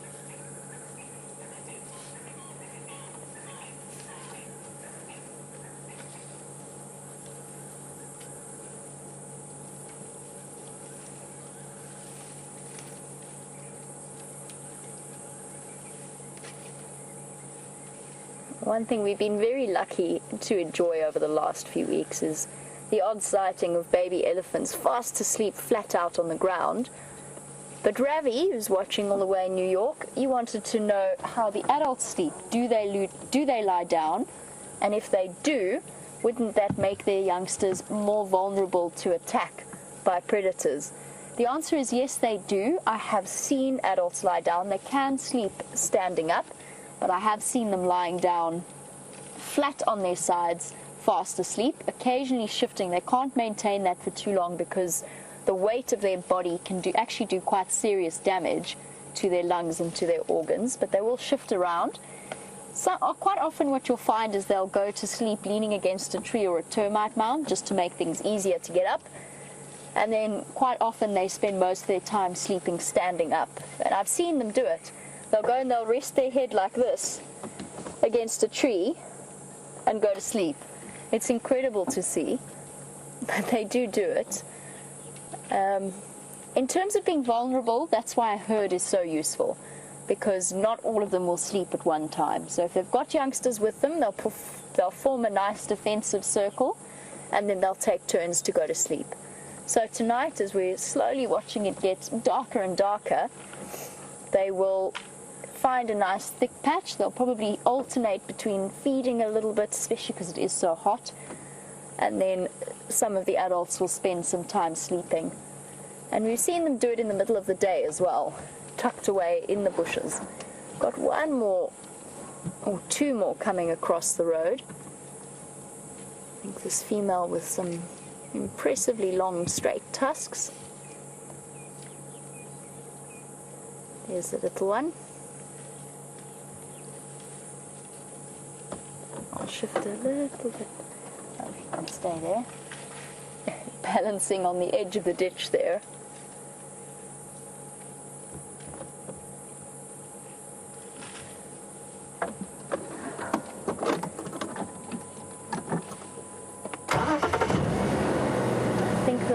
Most of our eelies have crossed. I'm going to shift forward just to see if the last two will. There's something about seeing them in this twilight light when they're just big grey shapes. Hello, bug girl. Yes, I'm talking about you. I'm sorry. Yes, you're beautiful. Didn't mean to give you a fright, though. Just the glint of the white tusks there in the dark. Quite an intimidating sight if she were to not be as tolerant as she is. Now, she doesn't look to be in any hurry to cross the road, but I believe that James has a stunning view of the Drakensberg Mountains and the spectacular sunset we're experiencing. So let's go and enjoy that view with him.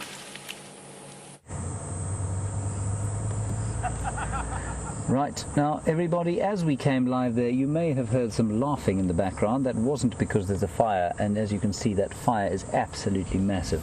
But that laughing actually does have quite a lot of meaning. We just drove past a bunch of people having a very pleasant sundowner tipple as they watched that incredible view that you've just seen there. And their names were as follows: Jane and Bernard, and they are from Porter's Head. And Helen, you're in Birmingham, and apparently you are one of our most keen watchers. You keep them posted about everything that goes on here, and they're so very pleased that, to have met us, and I'm sending you their regards. And then to the parents of Natasha in London, we just met your folks, Yolanda and Eric, and they send their very best regards. They were all having a drink just down the road there, watching the beauty of the sunset there. So Natasha and Helen, I hope that you're watching from a chilly England and enjoying and absorbing some of the amazing heat and incredible views that we're having at the moment. We are heading up towards where Scott last had the tracks of Karula. He didn't manage to find her. It's got a bit dark now. He's going to drive around there for a little while, but we'll drive back up there and see if we don't get lucky, and maybe she'll pop out on the road. Right, on we go. Marvellous sunset there.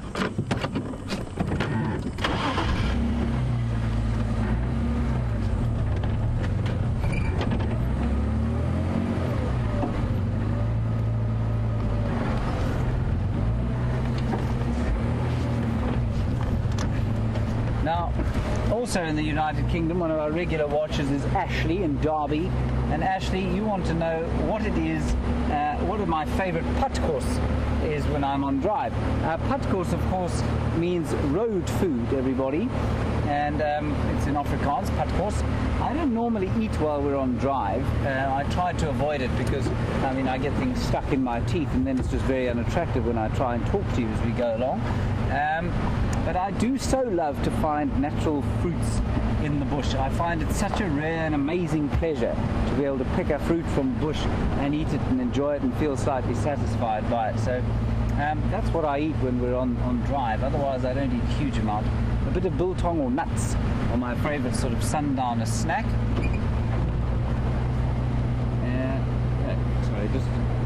I got quite excited there. Scott contacted me and said that he was looking at a herd of elephants around where Karula was supposed to be. So he's a bit stuck there. So Ashley, biltong and nuts. And then moving tack slightly, we see quite a lot of antelope here, and the three versions of the spiral-horned antelope, the bushbuck, the nyala and the kudu. They're the spiral-horned antelope that we get here. And there's one other member that we don't get here often. In fact, probably only seen here once every 15 years or so, and that's the eland. And Barbara, the reason we don't see eland here is because of the amount of water that there is. They get out-competed in areas where there's lots of water. And I mean, I know it sounds silly to say the amount of water, but there is actually quite a lot of water here, and elands thrive in high-filled areas where they can move to water, and also in the Kalahari where they can move to water and they're not competed, and they don't have to compete for grazing with things like wildebeest, zebra and impala. So that's why we're not seeing a huge number here today. Now, a little while back, and I'm going to be in trouble for saying this, but I'm going to say it anyway, we spoke about spotlighting technique, and I showed you a few different kinds of spotlighting techniques. And I'm currently using the phantom spotlighting technique. As you can see, I've learnt magic during the course of the day, and the spotlight, quite hands-free, is shining from side to side, looking for interesting things. So when you're really advanced in the bush like I am now, you can get magic to do it, and then you can use your hands to talk about things. You don't get shoulder ache like Jamie. So that's the ultimate. That's what you're really going for when you're in the bush. You're going for the phantom spotlighting technique. What do you think, Jandro? It's quite effective, really, isn't it? Wow. Certainly much less chance of having an accident.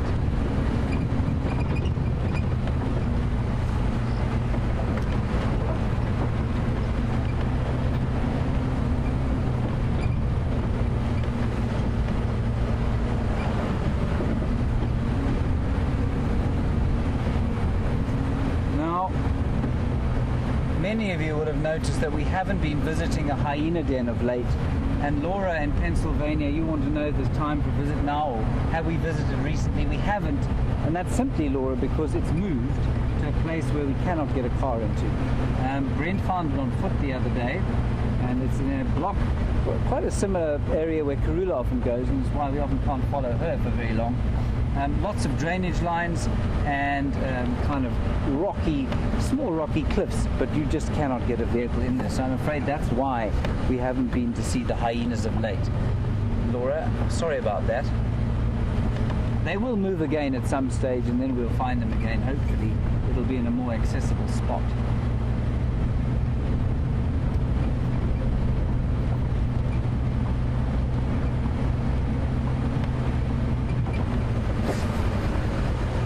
That is distasteful.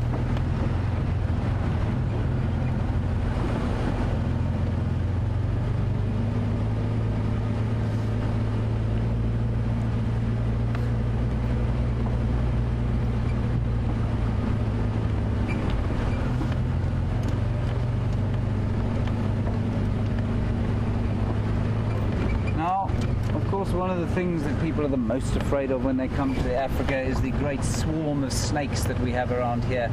And Janine, you were asking a question about snakes. Janine, we don't have many. Well, we have a lot of snakes, but we seldom see them. And you want to know if a snake has ever fallen into the vehicle? No, mercifully that hasn't happened. But I will tell you a story about when we were driving along one day, and I was off-road, and I had 6 guests in the back of the vehicle. We were looking at a leopard off-road, and we drove under a tree, and we were looking for this. No, it was lions actually. We were looking for the lions, and I looked behind me and I saw a guest looking sort of like that, and she was pointing like this, and just that far from her finger was the head of a vine snake. Now, a vine snake is a very shy snake, but it's tremendously venomous. And so the snake was kind of looking at her, and she was looking at the snake. And as she was about to kind of reach out and touch it, I grabbed her hand. And the action of grabbing her hand made the snake kind of coil up back into the tree. But that could have ended quite badly. That is the only time the snake has ever got close to getting into the vehicle, and that's in more than 10 years out here. So we do get lots of snakes around, but we don't often see them. Jean and I saw a snouted cobra the other day at night. Nighttime we see them probably a bit more than we do during the day. They are around, and we are very careful of them, especially around buildings. You know, something like a spitting cobra tends to like to come into buildings, especially if there are, say, squirrels living up in the ceilings, and then the cobras will come and try and look for them. You've got to be a little careful of that, but really not something to worry about. If you're ever thinking about coming to Africa, worrying about the snakes is not something you should worry about. Thanks, Christy.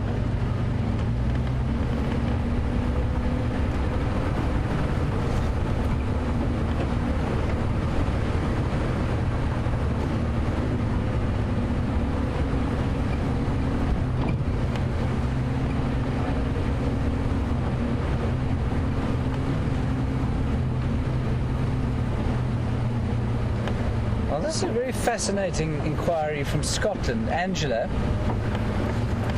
you're asking about a glossy ibis. Now, an ibis is I'm sure most of you know what an ibis is, a kind of long-billed, largish bird. And the most common one that we get here is called a hardy-dar ibis. And Angela, you want to know if you say you've seen a glossy ibis on the west coast of Scotland. Angela, I'm astonished about that. I didn't know they occurred up there. I wonder if it wasn't a vagrant that got blown north somehow. We do get glossy ibis, not in this area though. Mostly up on the Highveld, that means the highlands of South Africa. We do get glossy ibis there, but not really here.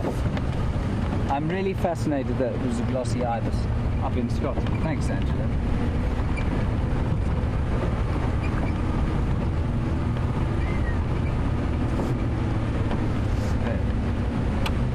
Heard a slight whistling noise from a bird. That was in fact Jean-Andre telling me to turn the lights on, which is an extremely valid instruction when it is dark.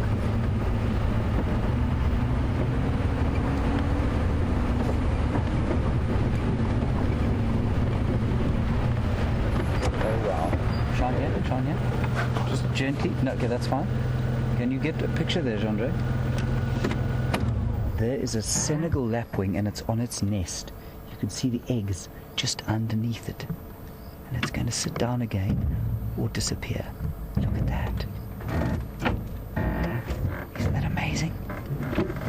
It's on she's on her little eggs, and you can see how ridiculous that nest is. You can't believe those eggs would ever survive on the ground like that. Oh, that's wonderful. So she stood up when she heard us coming and held her wings out as if to say, I'm so big, don't come here, please. And now she's sitting on them to protect them. I don't want to stress her out. We're just going to roll away from her so she can be safe. Isn't that amazing? That's called a Senegal lapwing. I don't think I've ever seen that before. So nice that they're breeding. They're quite rare birds actually. They like that little area there. Wow. Right, let's head across to Jamie, see how her night is progressing, and I'll see you in a little while.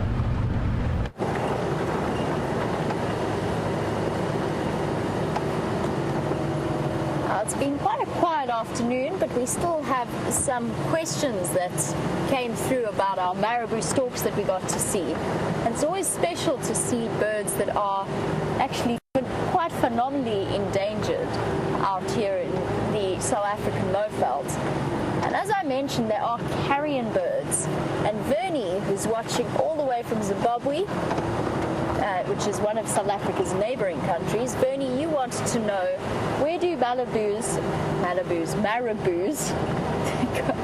fall in the pecking order at a carcass.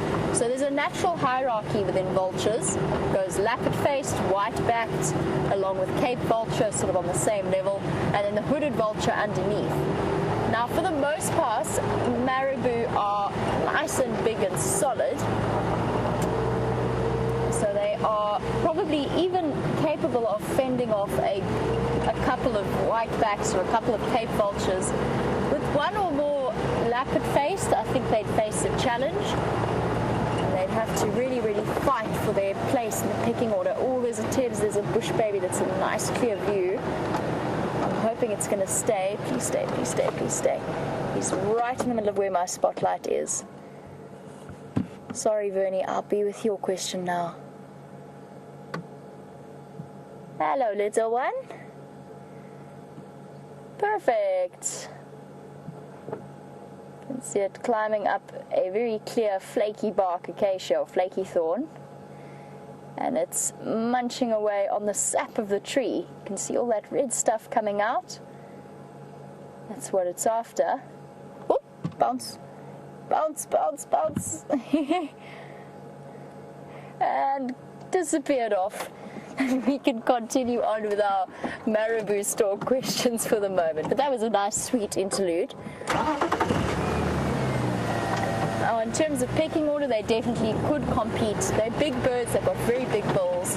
They probably could compete for top spot at the carcass, but a couple of leopard face might also be able to chase them or get them to back off a little bit. So, fighting for the top spot in the hierarchy. And because they are such big birds, it inspired Jeffrey's question. And Jeffrey, you were saying, since they have the biggest wingspan in Africa in terms of storks, are they the biggest stork in terms of bulk and body mass in the world? As far as I know, yes. Please correct me if I'm wrong, if any viewers know of a stork that is bigger than a Maribou stork. But to the best of my knowledge, they are the biggest storks out here. Definitely one of the most interesting to watch, even if at first sight or first glimpse they're possibly not the most attractive of the stork family, particularly when viewed in comparison to the striking and graceful saddle-billed storks that were also around Buffles Hook Dam.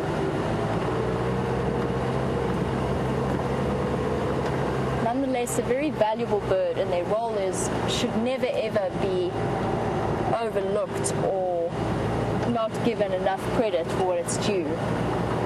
They play such a valuable role in terms of carcass disposal, and that in turn is really important in terms of controlling the spread of disease and bacteria out in environments like this. Now, I've been in places where large carcasses have left damage to the circle of grass that they were lying on even a year later. It was just a dead circle of vegetation, and that was because they were in areas where the vultures and the other scavengers couldn't get to them to remove them. So that build-up of, no, Steenbok, you stay there, don't come running into the road. That build-up of bacteria and other digestive juices just left quite a damaging mark on the soil afterwards, because they'd sat there, the meat had sat there for so long. And those storks play a vital role in the ecosystem that we're enjoying out here. And that brings me to the conclusion of a very, very hot, blistering temperature of our sunset safari. I hope you have had as wonderful an afternoon as I have, and a big thanks to Tebs as well as to James and Jandre on the other vehicle. Have a fantastic day wherever you are in the world, and we will see you for the sunrise safari. Goodbye for now. I'm afraid, everybody, we've come into the area where Karula was seen, but the infamous Phantom Queen of Djuma has failed to make herself known. Now, while we're driving along, a question from Dr. Patov. Dr. Patov, you want to know, where did the animals bunk down for the night? Interestingly, that's actually a pretty good question. The things like impala and all the plains game will try and find the most open area that they can, and that's why when we drive into quarantine clearings, there are often a lot of impala up there. wildebeest, zebra, and it's also on a crest. So that means that the sort of the wind, unless there's a proper wind blowing, the gentle breeze will come up from the slopes and blow towards them, so they'll have a bit of a smell of any predators that might be after them. So that's where they will sleep. And then the predators, of course, most of them, bar the wild dog and cheetah, don't sleep at night. Well, they do a bit, but they will move at night, especially like tonight when there's no moon for a while. So they'll definitely move around at night. Elephants will move a bit, sleep a bit. They don't sleep a huge amount. Buffalo, depending on the temperature, will alternatively sleep. Hot night like tonight, I think you'll probably find that they will move around and eat, and then sleep during the heat of the day. Some elephants I can hear off to the side, and that's basically what they'll do. Most animals tend to be crepuscular, so they're active early morning and night. They'll sleep in the middle of the day and probably sleep during the sort of dead of the night as well. Dr. Potthoff, I hope that answers your questions for you. So we're driving down the main access road at the moment, hoping that maybe Karula's gone back to her. It seems as she gets older, the centre of her territory seems to be round about where we live on the DRC, and it's very inaccessible in a vehicle there. And that's often why I think we're not seeing her as much as we perhaps used to. Maybe we'll be lucky. We only have about a minute and a half left, I'm afraid.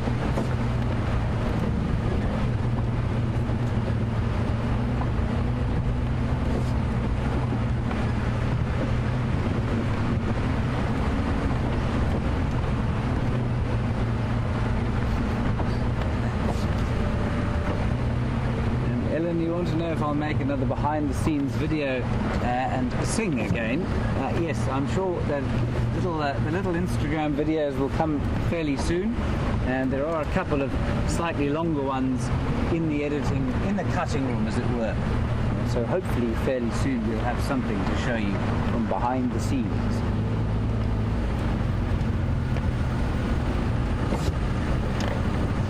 So I'm afraid we've come to the end of our show. It's been rather pleasant this afternoon, I think. Lots of beautiful elephants. Scorching heat for most of it. But it has cooled down slightly from, like I say, about 58 degrees at the beginning of the drive, probably to about, what do you think, John? About 56.5 at this stage of the game. 57.5. It's still very hot. We are sweating. It will be a warm night. Thank you to all of you for your contributions, questions and comments. Much appreciated. We'll see you tomorrow in the morning during the sunrise safari. Thank you, Jean-Andre. Thank you, Tara, Nikki, and Jamie, and Tebs. And we'll see you at 5 o'clock tomorrow morning. Bye-bye.